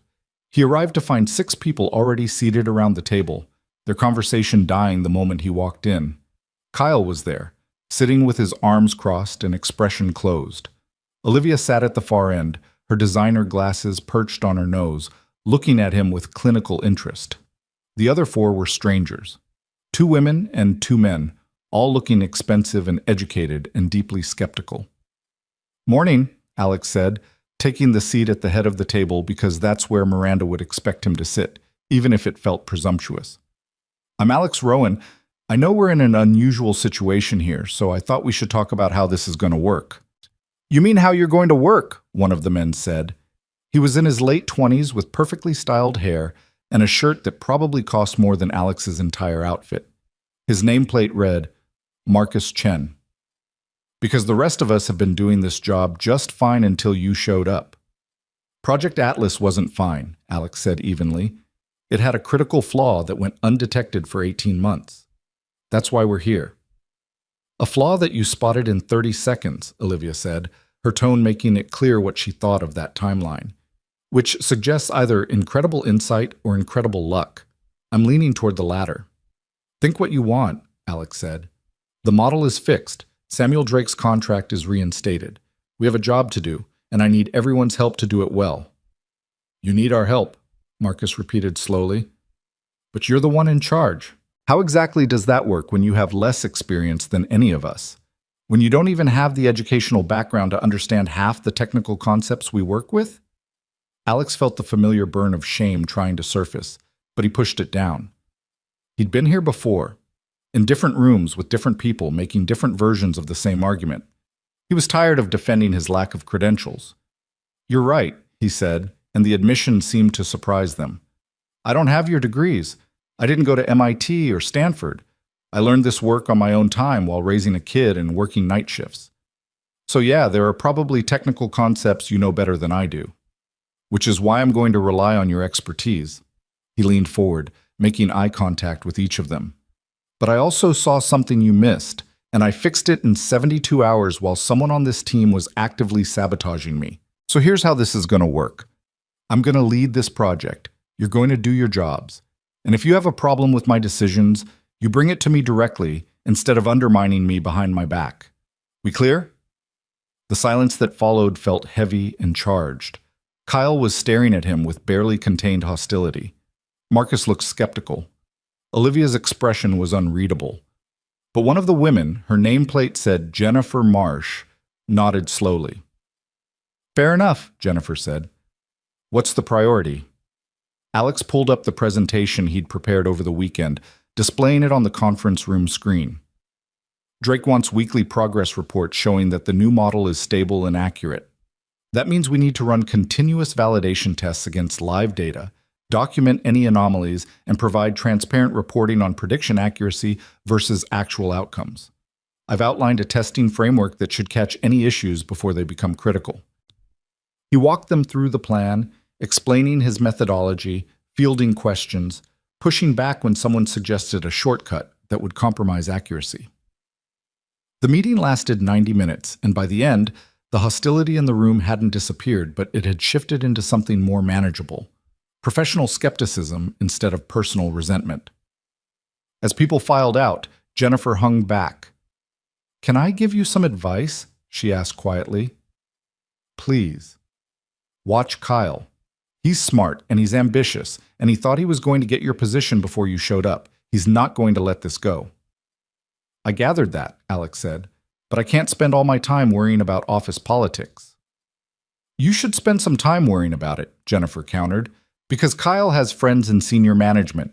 He's been here long enough to build alliances. And if he decides to make your life hell, he has the connections to do it. She left before Alex could respond, leaving him alone in the conference room with that warning echoing in his head. The next few days fell into a rhythm that was equal parts exhilarating and exhausting. Alex arrived early every morning, staying late every evening, learning the systems and processes that his team took for granted.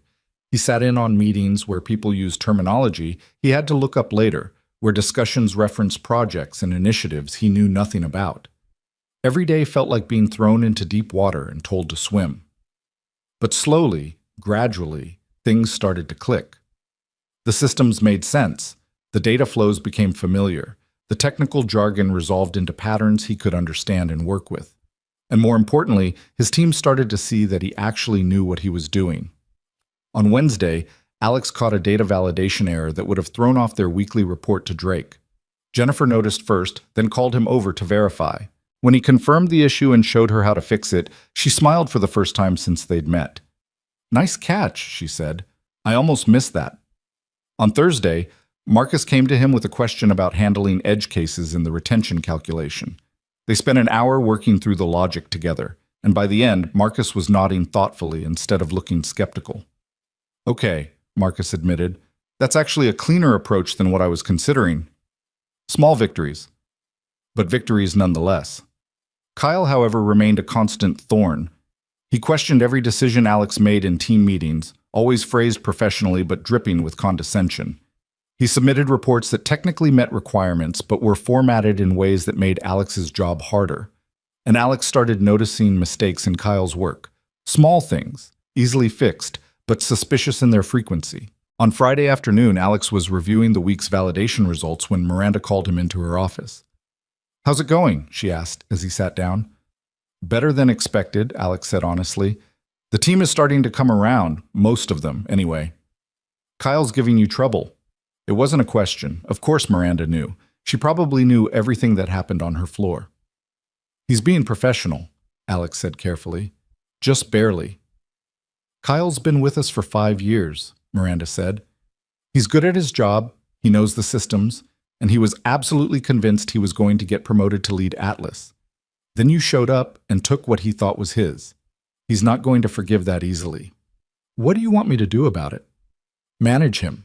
You're his supervisor now. That means when he steps out of line, you address it. When his work isn't meeting standards, you document it. And if he becomes a genuine problem, you make the hard call." Alex absorbed that. The idea of having the authority to discipline or even fire someone felt surreal. "I've never managed people before," he admitted. "I know, but you're learning fast. Just remember, you're not here to be liked. You're here to make sure this project succeeds. Sometimes that means making decisions people resent." Miranda's expression softened slightly. "For what it's worth, I think you're doing well. Better than I expected, honestly. You're not letting the imposter syndrome paralyze you." "I have imposter syndrome constantly," Alex said. "Good. The day you stop questioning yourself is the day you become arrogant enough to miss the next critical error." She dismissed him with a wave. "Go home. Spend the weekend with your daughter. You've earned it." That weekend, Alex kept his promise to Lily. On Saturday morning, they took the subway to the Bronx Zoo. Lily pressed her face against the glass of every exhibit, shrieking with delight at the penguins, asking a million questions about the elephants. Insisting they visit the gift shop where Alex bought her a stuffed giraffe she immediately named Mr. Spots. "This is the best day ever," Lily said as they ate overpriced hot dogs on a bench overlooking the sea lion pool. "Are we rich now, Daddy?" Alex laughed, the sound surprising even himself. "We're not rich, sweetheart, but we're doing better." "Good," Lily said seriously, "because Mr. Carrots needs a friend and Mr. Spots is perfect." They stayed until closing, Lily falling asleep on the subway ride home with her new giraffe clutched tight. Alex carried her up the stairs to their apartment. Still the same one-bedroom with the broken heating, but he'd already started looking at better places, and tucked her into bed. His phone buzzed as he was washing dishes. A text from an unknown number that turned out to be Dr. Patterson. Saw your first week analytics report. Solid work.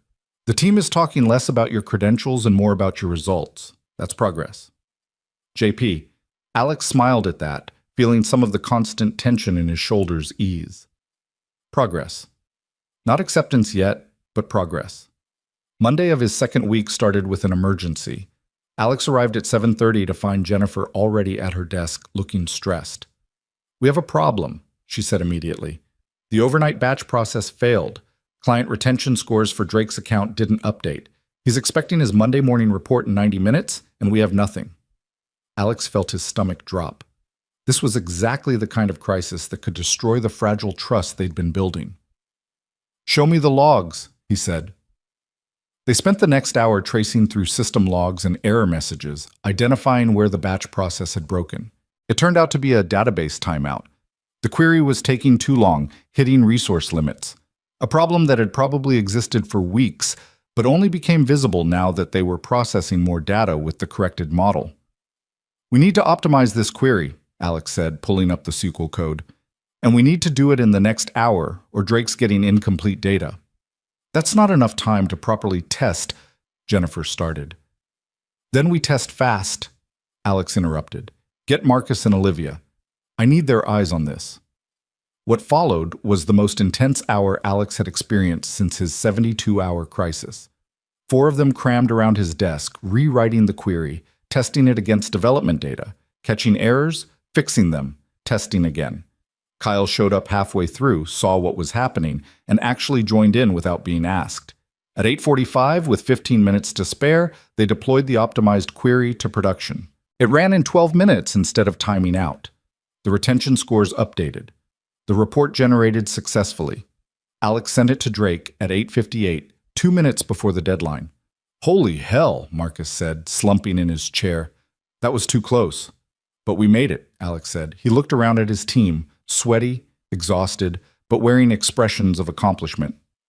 Good work, everyone, seriously. You too, boss, Jennifer said, and it was the first time anyone had called him that without sarcasm. Even Kyle nodded grudgingly. Nice catch on the query optimization. I wouldn't have thought to restructure it that way. It was the closest thing to a compliment Kyle had given him, and Alex chose to take it as progress. The crisis seemed to shift something in the team dynamic. Over the next week, the skepticism gradually gave way to something more like cautious cooperation. People started coming to Alex with questions instead of going around him. Jennifer invited him to lunch with some of the other team members. Marcus asked his opinion on a technical approach unprompted. Even Olivia thawed slightly, stopping by his office one afternoon to discuss a statistical methodology question that turned into an hour-long conversation about model validation approaches.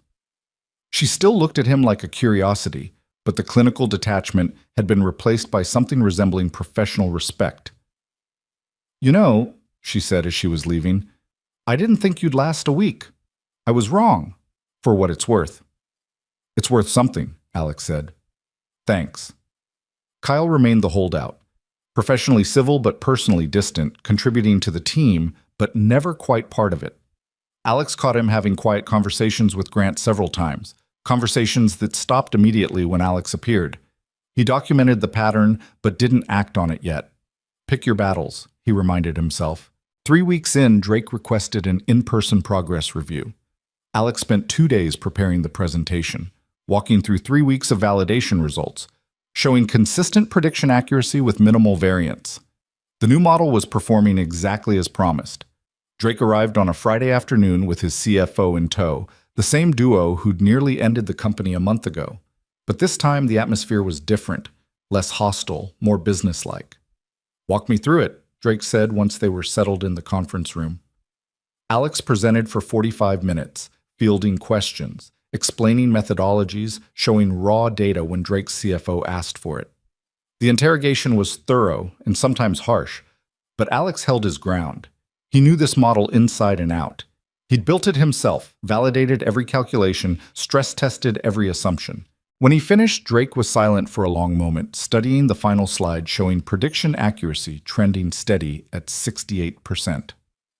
It's not 91%, Drake said finally. No, sir. But it's honest, and it's stable. You can build strategy on it. Drake turned to his CFO. Your assessment. The CFO, a thin man with gray hair who'd barely spoken during the presentation, flipped through his notes. The methodology is sound, he said. The documentation is transparent. The accuracy claims are verifiable. This is what we should have had from the beginning. He looked at Alex. Good work, Mr. Rowan. Drake nodded slowly, then stood up and extended his hand to Alex. I'm officially satisfied with the remediation, he said. The contract stays active. Weekly reports for the next quarter, then we'll move to monthly. But I want you personally reviewing every report before it comes to me. Understood? Yes, sir, Alex said, shaking his hand. After Drake left, Alex found Miranda waiting outside the conference room. He's satisfied, Alex reported. I heard. Well done. She gestured for him to walk with her. We need to talk about next steps. They ended up in her office, the afternoon sun streaming through the windows, painting everything gold. You've proven yourself on Atlas, Miranda said, but I don't want you stuck managing one project forever. You have broader potential, so here's what I'm proposing. Stay as Atlas lead through the end of the year. Stabilize the system, train your team to operate independently, document everything. Then in January, I want to move you into a new role. What kind of role? Director of Analytics Quality.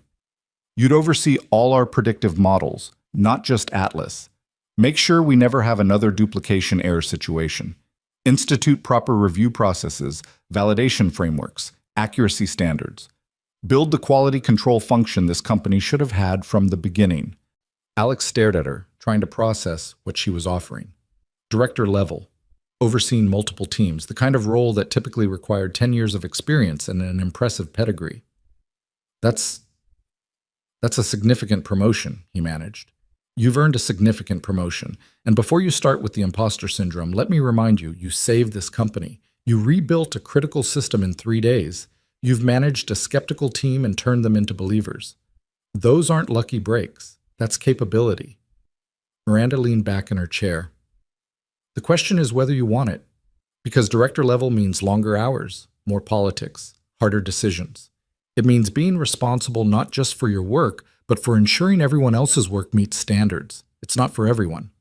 Alex thought about Lily, about the promises he'd made to spend more time with her now that money wasn't so tight. He thought about the stress he'd felt over the past month, the constant pressure, the fear of making a mistake that would prove everyone right about him. Then he thought about that moment in the interview room when he'd spotted the error no one else could see, about the 72 hours of hell that had led him here, about the look on Lily's face when he'd taken her to the zoo. He'd fought too hard to get here to stop climbing now. I want it, Alex said. I'll take the role. Miranda smiled, genuine warmth breaking through her usual professional reserve. Then congratulations, Mr. Rowan. You've officially gone from rejected applicant to director track in exactly 1 month. I think that might be a company record. That evening, Alex picked up Lily from preschool and took her to their favorite cheap pizza place, the one with the red plastic booths and the jukebox that still played 80s music. Guess what? He said as they waited for their food. Daddy got more good news at work. More good news? Lily's eyes went wide. Are we super rich now? Alex laughed. Not super rich. But we're going to be okay, sweetheart. Better than okay. Can we get a house? Lily asked suddenly. With a yard? So I can have a swing set? The question hit Alex harder than it should have. A house. Something he'd stopped allowing himself to even dream about years ago. Maybe, he said carefully. Not right away, but maybe someday soon. Okay, Lily said, satisfied with that answer in the way only a 5-year-old could be. Then she grabbed a crayon and started drawing on the paper menu, humming to herself, completely secure in the knowledge that her daddy could do anything. Alex watched her draw. Another superhero picture, another version of Daddy with a cape, and felt something settle in his chest. Not the absence of fear, because he was still terrified of screwing this up, but a quiet confidence that whatever came next, he could handle it. He'd survived rejection and sabotage and 72 hours of impossible deadlines. He'd proven himself to Drake, to Miranda, to a team that had every reason to want him gone. He'd gone from warehouse worker to director track in 4 weeks. The past month had been the hardest of his life, and also the best. His phone buzzed, A text from Jennifer. Team drinks tomorrow night to celebrate the Drake approval. You coming? Alex hesitated for only a moment before responding, I'll be there, because that's what directors did. They showed up. They were part of the team, even when it was uncomfortable. They earned respect not just through competence, but through presence. Lily finished her drawing and pushed it across the table. This one showed Daddy standing on top of a tall building with the sun shining overhead and the words, Best Daddy Ever, written in careful, crooked letters. For your office, she said proudly, so everyone knows you're the best. Alex took the drawing, his throat tight. Thank you, sweetheart. I'll put it right on my desk. And he would, right next to his nameplate and his computer, where he could see it every day when things got hard. A reminder of why he'd fought so desperately to get here and who he was really working for. The pizza arrived, and they ate together in comfortable silence, Lily swinging her legs under the table, Alex letting himself feel the impossible reality of where he was. 1 month ago, he'd been a nobody, a rejected applicant with no prospects and no future beyond warehouse work and worry. Now he was lead data engineer, soon to be director, a man with a future, and a daughter who believed he could do anything. The transformation wasn't complete. There would be more battles ahead, more people to prove himself to, more moments of crippling doubt. But for tonight, in this cheap pizza place with his daughter drawing superhero pictures, Alex Rowan allowed himself to believe he'd actually made it. And that maybe, just maybe, he deserved to be here after all. The team drinks turned out to be at an upscale bar 3 blocks from the office. The kind of place with exposed brick walls and craft cocktails that cost more than Alex used to spend on groceries for a week. He showed up 20 minutes late because the babysitter had been delayed, walking in to find his team already gathered around a high-top table near the back. Jennifer saw him first and waved him over. There he is. We were starting to think you'd bailed. Just had to get my daughter settled, Alex said, sliding onto one of the bar stools. The group had grown beyond just his immediate team. He recognized people from other departments, including Dr. Patterson, who raised her glass in greeting. First round's on Drake's approval, Marcus announced, pushing a beer toward Alex, to not getting sued into oblivion. They clinked glasses, and Alex took a sip of the craft IPA that probably cost $12. It tasted like victory and belonging and still felt slightly unreal. The conversation flowed easily, shop talk mixed with weekend plans and office gossip. Alex found himself relaxing in a way he hadn't since starting at Cole and Stratton, the constant vigilance finally easing. These people weren't looking for reasons to doubt him anymore. They were just colleagues, sharing drinks after a hard month. Kyle showed up 40 minutes in, his arrival changing the atmosphere subtly. He ordered a whiskey neat and positioned himself at the edge of the group, participating but separate. Alex caught him watching with an expression that was hard to read. Not hostile exactly, but not friendly either. So what's next for Project Atlas? One of the other engineers asked Alex. Drake's satisfied, the model's stable. Do we just maintain it now? Pretty much, Alex said. Continue validation testing. Optimize performance where we can, but the heavy lifting is done. Miranda wants us to start documenting the rebuild process so we can apply the same methodology to other systems. Makes sense, Jennifer said. Half our predictive models probably have similar issues we just haven't caught yet. Which is why she's creating a new quality control role, Dr. Patterson added, and Alex realized Miranda must have already been spreading the word. Someone to oversee all our analytics and make sure we're not making the same mistakes. Who's getting that position? Marcus asked, and several people turned to look at Alex. It's not official yet, Alex said carefully, not wanting to announce something that might still fall through. But it's you, right? Jennifer pressed. I mean, it would be insane if it wasn't you. Before Alex could answer, Kyle spoke up from his position at the edge of the group. It's a director-level role, he said quietly, overseeing multiple teams. That's a big jump for someone who's been here a month. The table went quiet. Alex felt everyone's eyes shifting between him and Kyle, the tension suddenly thick enough to cut. You're right, Alex said evenly. It is a big jump, but the job isn't about time served.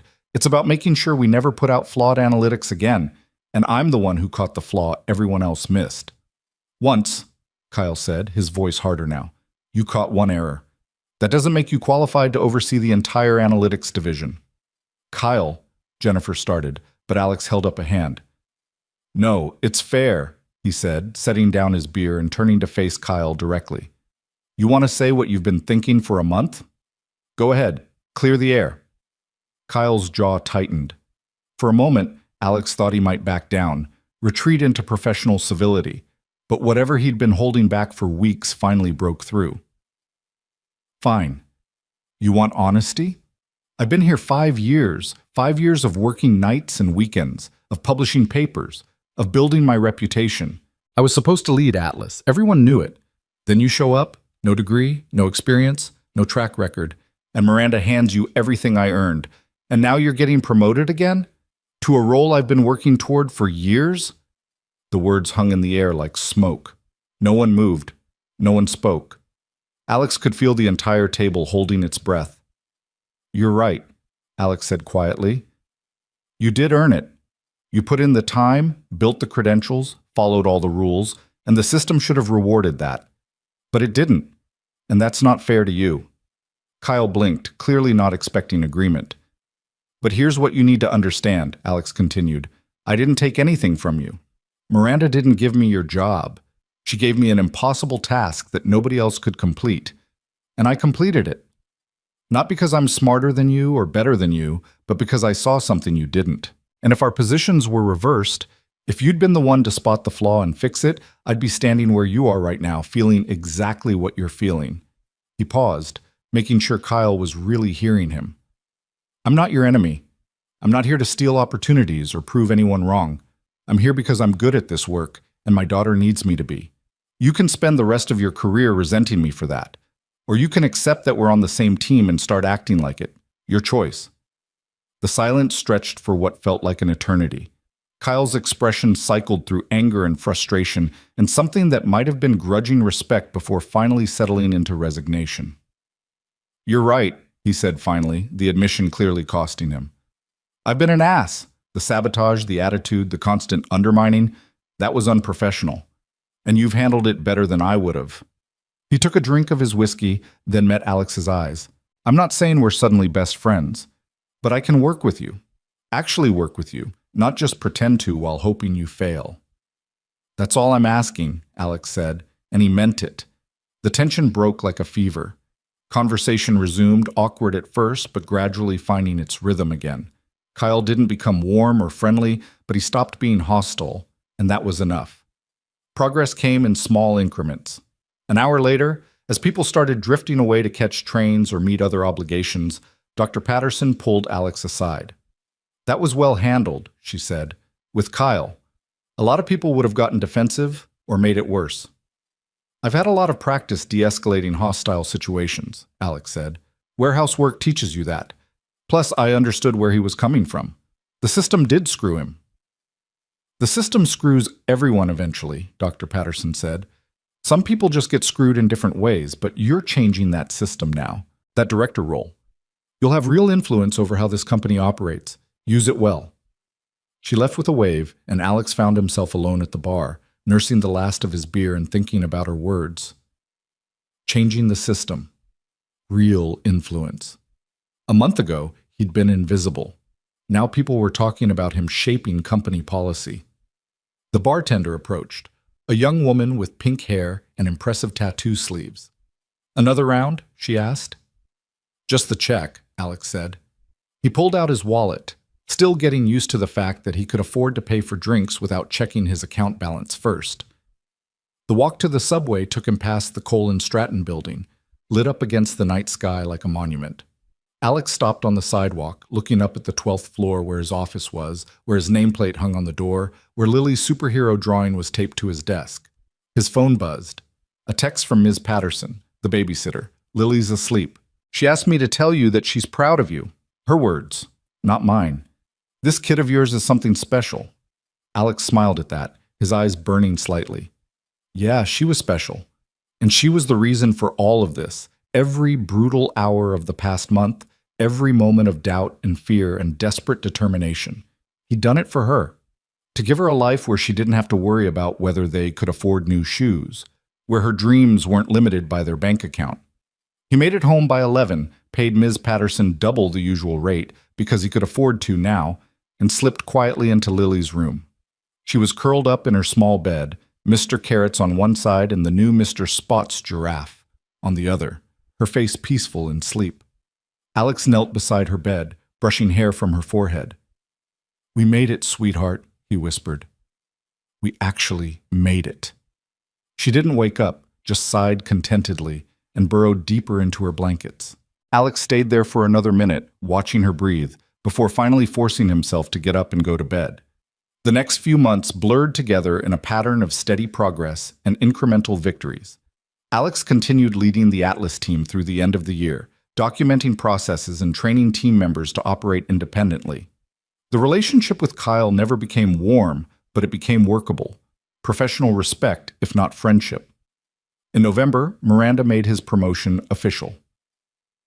Director of Analytics Quality, effective January 1st. The announcement came with a salary bump to $145,000, an actual office with windows that showed the city instead of a ventilation shaft, and the kind of business cards that felt substantial in his hand. Alex stood in his new office on his first day as director, looking out over Manhattan as the morning sun painted everything gold. The view reminded him of that moment 4 months ago when he'd been standing in an interview room being rejected, when his entire future had been measured in how many more years he could survive at the warehouse. Now he had a team of 8 people reporting to him. He had authority over quality standards for every predictive model Cole and Stratton built. He had a voice in strategy meetings where decisions worth millions of dollars were made. The imposter syndrome still hit him sometimes, usually late at night when he was alone with his thoughts. The voice that whispered he didn't belong here, that his lack of credentials would eventually catch up with him, that someone would figure out he was just pretending to know what he was doing. But those moments were getting rarer, because every day brought more evidence that he did belong here, that his insights were valuable, his judgment sound, his leadership effective. He wasn't pretending anymore. He was just doing the work. In February, Samuel Drake requested a meeting, not to review Atlas metrics, but to discuss expanding the partnership. He wanted Cole and Stratton to build predictive models for 3 other divisions of his company, and he wanted Alex personally overseeing the quality control. "I trust your work," Drake said bluntly during the pitch meeting.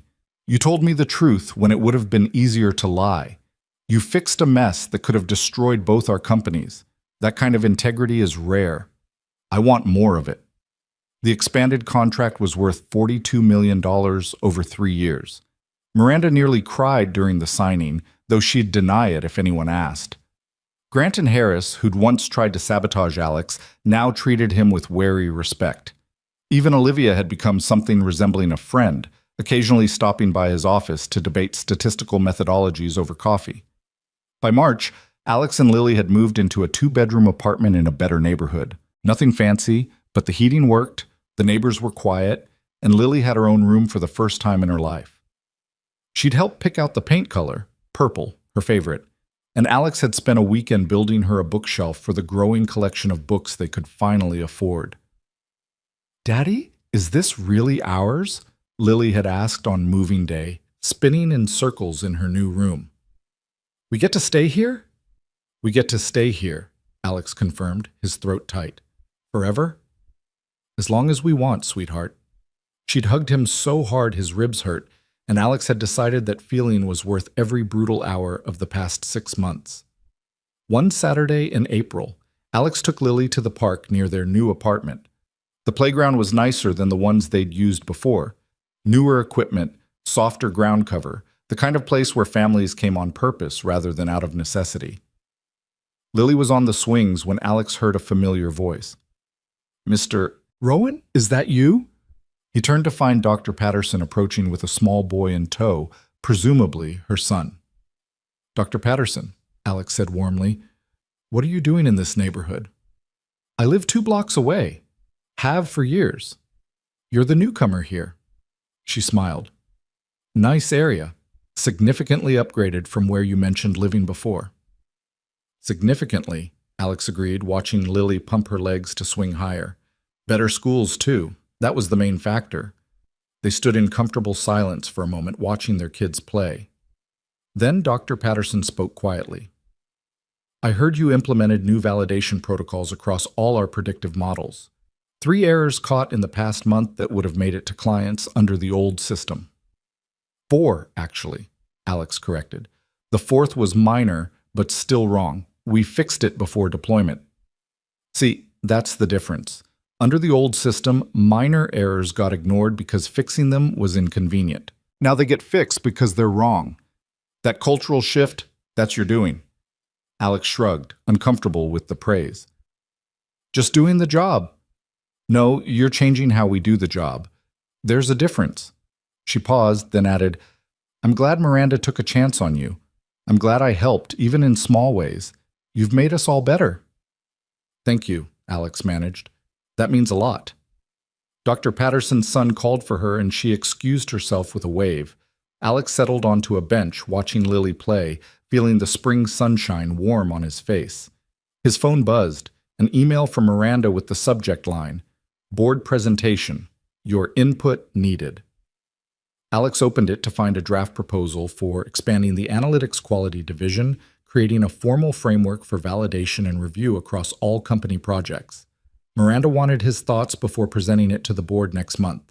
She was asking his opinion on company strategy. Him, the guy who'd been rejected at the interview 6 months ago. He typed out a response with suggestions and refinements, sent it off, and put his phone away. There would be more emails, more meetings, more challenges. But right now, in this moment, he could just be dad, watching his daughter play in the good neighborhood with the nice playground, knowing they were safe and stable and okay. Daddy, Lily called from the top of the slide. Watch this. She went down face first, laughing the whole way, and Alex's heart clenched with the kind of fierce protective love that still surprised him with its intensity. That was amazing, he called back, and she beamed with pride before running to do it again. In May, Cole and Stratton held their annual company awards ceremony.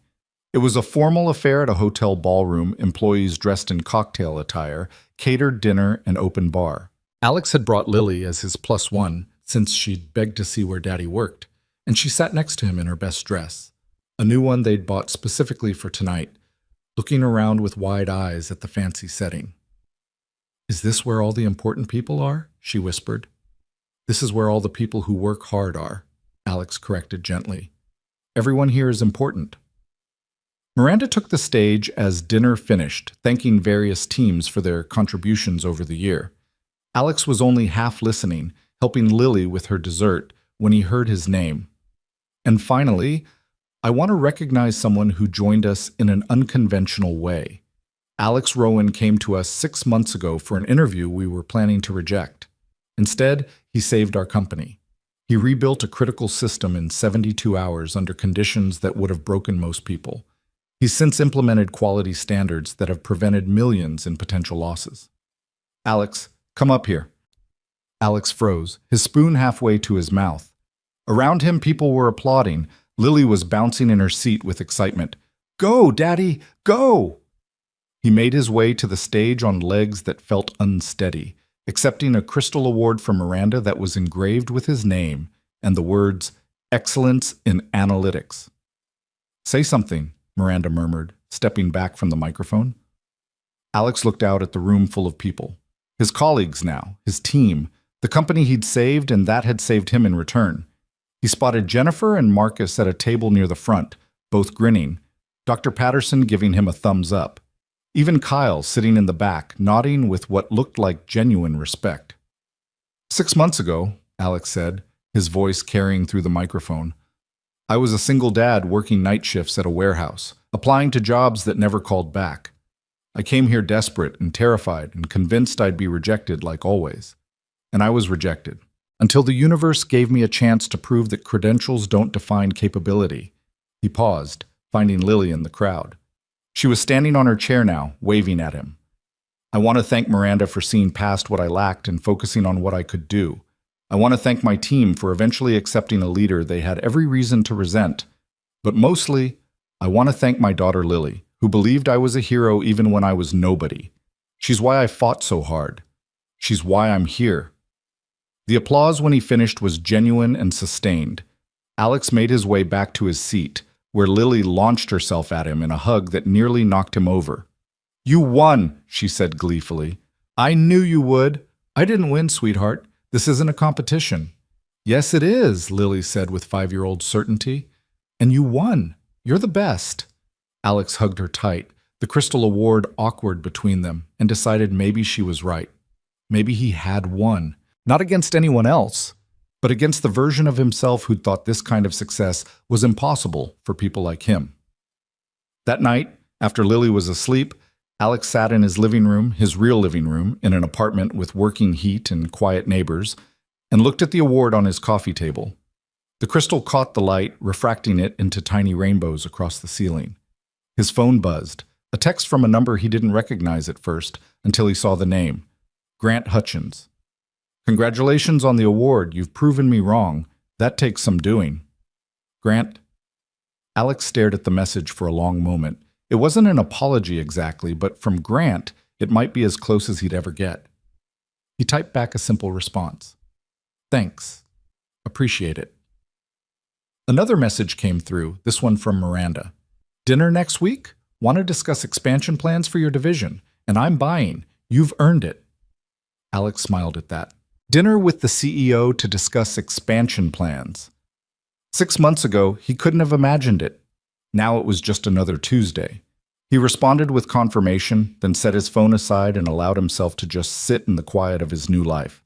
No warehouse shift to prepare for, no desperation keeping him awake, no crushing fear that one emergency would destroy everything. Just peace. Hard-won, earned through 72 hours of hell and 6 months of proving himself daily, but peace nonetheless. The summer passed in a blur of continued success. Alex's quality control division caught error after error, preventing the kind of catastrophic failure that had nearly ended Cole & Stratton. His reputation in the industry grew. Other analytics firms started reaching out, asking if he'd consult or speak at conferences. He declined most of them, focusing on his work and his daughter. But the offers kept coming. In August, Drake called him directly, not through official channels, but on his personal cell. "Rowan, I have a proposition for you," Drake said without preamble. "I'm launching a new subsidiary focused on predictive analytics for manufacturing. I want you to run it." Alex nearly dropped his phone. What?" "Chief Analytics Officer, your own team, your own budget, equity stake in the company. Build it from the ground up, however you think is right. I trust your judgment." "Mr. Drake, I'm honored, but I'm happy at Cole & Stratton. I'll double your salary, plus stock options that could be worth millions if we succeed. Think about it. Don't give me an answer now, but think about it." The call ended before Alex could respond. He sat in his office, staring at his phone, trying to process what had just happened. Chief Analytics Officer, his own company, millions in potential earnings. It was everything he'd never dared dream about, and it terrified him. That night, after putting Lily to bed, Alex called the one person whose advice he trusted without question, Miranda. "He called you directly?" she asked after he explained. "That's very Drake, poaching my director by making an offer I can't match." "I'm not taking it," Alex said immediately. I don't think I'm taking it. Should I be taking it?" Miranda was quiet for a moment.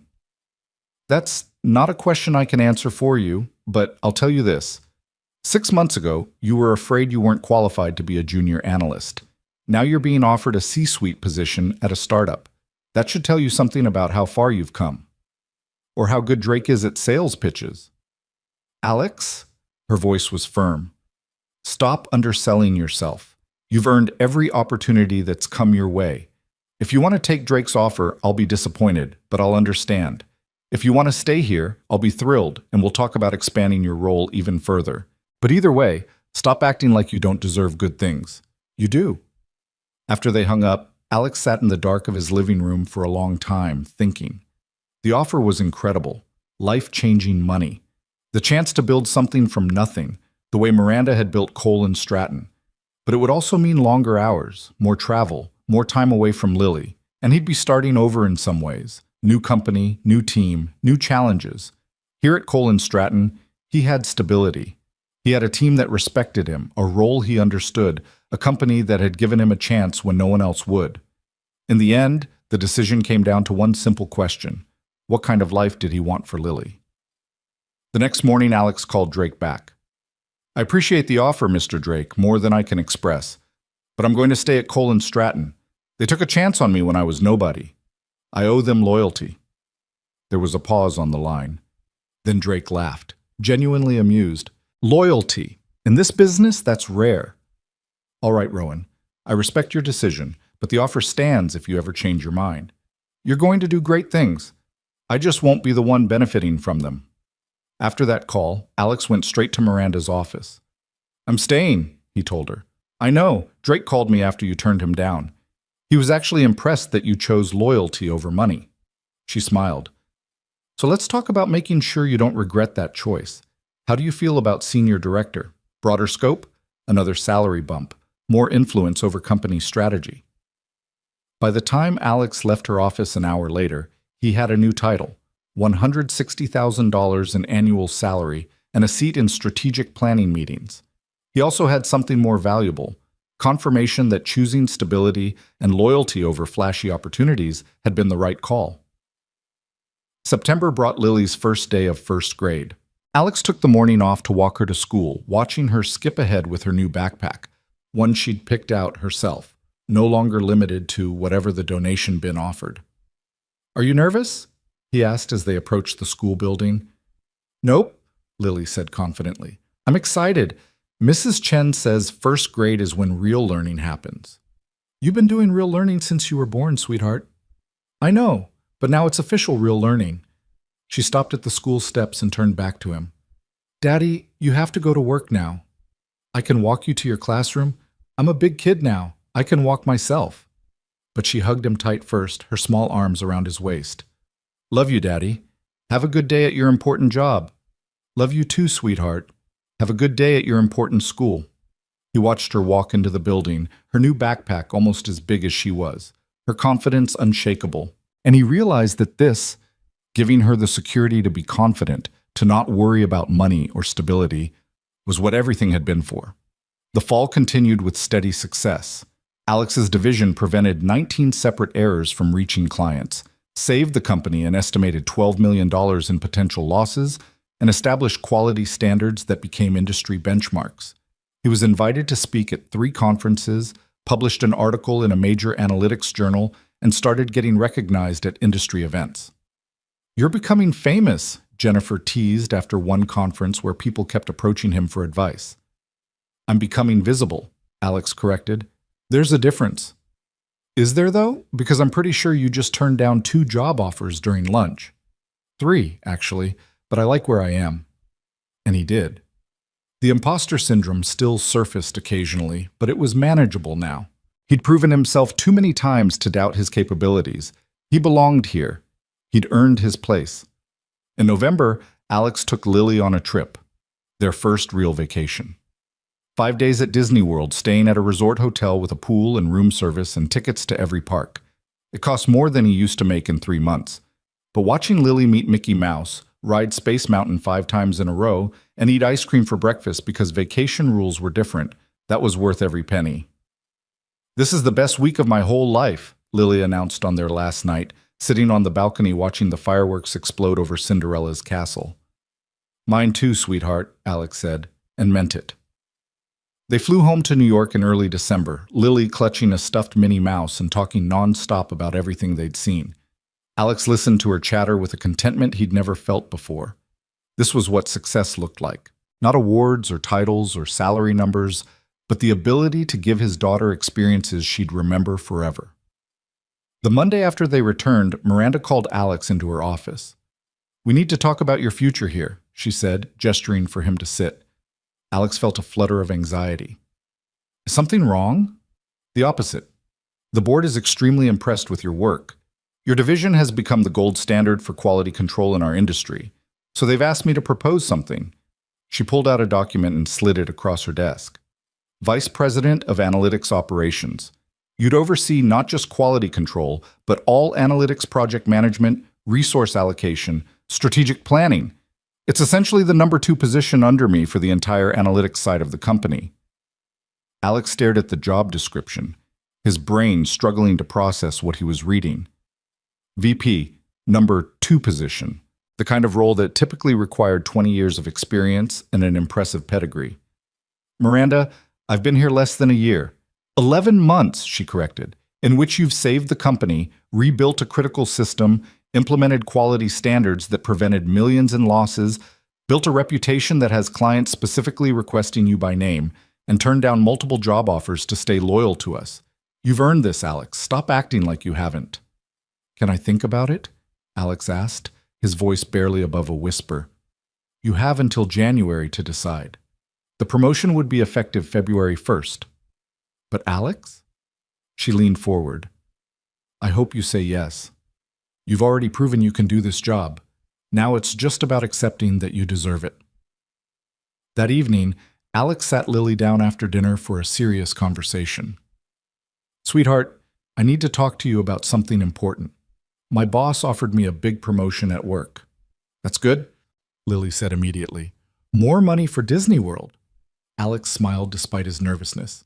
Maybe, but it would also mean I'd have to work more hours sometimes. I might not always be able to pick you up from school or come to every class event.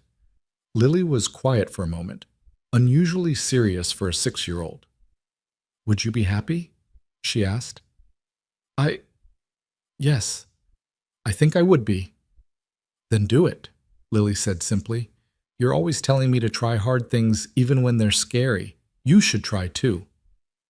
The wisdom of children, Alex thought. Sometimes it took a 6-year-old to point out the obvious. You're right, he said. Thank you, sweetheart. You're pretty smart, you know that? I know, Lily said with complete confidence. I get it from you. The next morning, Alex walked into Miranda's office and accepted the promotion. The holiday season arrived with its usual chaos. Cole and Stratton threw a company Christmas party at the same hotel where the award ceremony had been held. And this time, Alex felt like he actually belonged. People sought him out to talk shop, to ask his opinion, to just chat. He was no longer the outsider trying to prove himself. He was part of the fabric of the company. On Christmas morning, Alex woke up to find Lily already awake, sitting by their tree. A real tree this year, not the small plastic one they'd used in the old apartment. Daddy, Santa came! She'd believed in Santa for the first time this year, secure enough in her stability to trust in magic. Alex had spent a fortune on presents, making up for years of having to choose just one small gift. The look on her face as she opened each one was worth more than any salary increase. After the present frenzy, after breakfast and the call to his parents, who still couldn't quite believe what had happened to their son, Alex and Lily settled on the couch together. Did you make a wish? Lily asked, referring to the tradition he'd started where they each made a silent wish on Christmas morning. I did. What was it? Can't tell you. Then it won't come true. That's a birthday candle rule, not a Christmas rule, Lily argued. It's both. But I'll tell you this much. My wish already came true. I'm looking at it. Lily giggled and snuggled closer. That's cheesy, Daddy. I know, but it's true. As they sat there watching the Christmas tree lights twinkle, Alex thought about where he'd been a year ago. Desperate, rejected, convinced his life would never be more than a cycle of warehouse shifts and worry. He'd walked into that interview room expecting another rejection, another door slammed in his face. Instead, the universe had given him one chance, 30 seconds to prove his value, 72 hours to prove his capability, 11 months to prove he belonged. And he'd taken that chance and built a life he'd never imagined possible. His phone buzzed, a text from Miranda. Merry Christmas, Alex. Looking forward to working with you as VP in the new year. You've come a long way from that interview room. M. Alex smiled and typed back, Merry Christmas. Thank you for taking a chance on me. Changed my life. The response came immediately. You changed your own life. I just gave you the opportunity. There's a difference. Maybe there was. Maybe success was part opportunity and part determination, part luck and part skill. Maybe it didn't matter how you got there, only what you did once you arrived. New Year's Eve arrived cold and clear. Alex had been invited to a party with colleagues, but he chose to stay home with Lily instead. They made popcorn and watched movies, and at midnight, they went out onto their balcony to watch the fireworks over the city. What's your New Year's resolution, Daddy? Lily asked as the sky exploded in color. to be worthy of everything I've been given, Alex said quietly. You already are, Lily said with absolute certainty. Then she added, Mine is to learn to ride a bike without training wheels. Alex laughed, pulling her close. That's a good goal, sweetheart. We'll work on it together. As the fireworks continued, painting the Manhattan sky in brilliant colors, Alex allowed himself to feel the full weight of gratitude for how far they'd come. From rejected applicant to VP in less than a year, from struggling single dad to stable provider, from nobody to somebody. But more than any title or salary, he was grateful for the simple fact that Lily was safe and happy and secure, that she could make wishes and set goals without the shadow of poverty hanging over them, that she believed in her daddy not because he was desperate for her approval, but because he'd proven himself worthy of her faith. The new year started with Alex's transition into his VP role. It came with an office twice the size of his previous one, a salary that made him dizzy when he looked at the number, and responsibilities that sometimes kept him awake at night. But it also came with the authority to shape how Cole and Stratton operated, to implement the kind of quality-first culture that would prevent future disasters. In February, exactly 1 year after that infamous 72-hour deadline, Miranda called an all-hands meeting to announce the company's annual results. Revenue was up 40%. Client satisfaction scores had reached record highs. Employee retention had improved significantly. And none of this would have been possible without one person's contribution, Miranda said, and Alex knew what was coming before she said his name. Alex Rowan joined us in an unconventional way. He's risen through the ranks faster than anyone in company history, and he's fundamentally changed how we approach our work. Alex, come up here. Alex made his way to the front of the room for what felt like the 100th time, but it still hadn't gotten comfortable. The crowd applauded, genuine, sustained, no longer tinged with skepticism or resentment.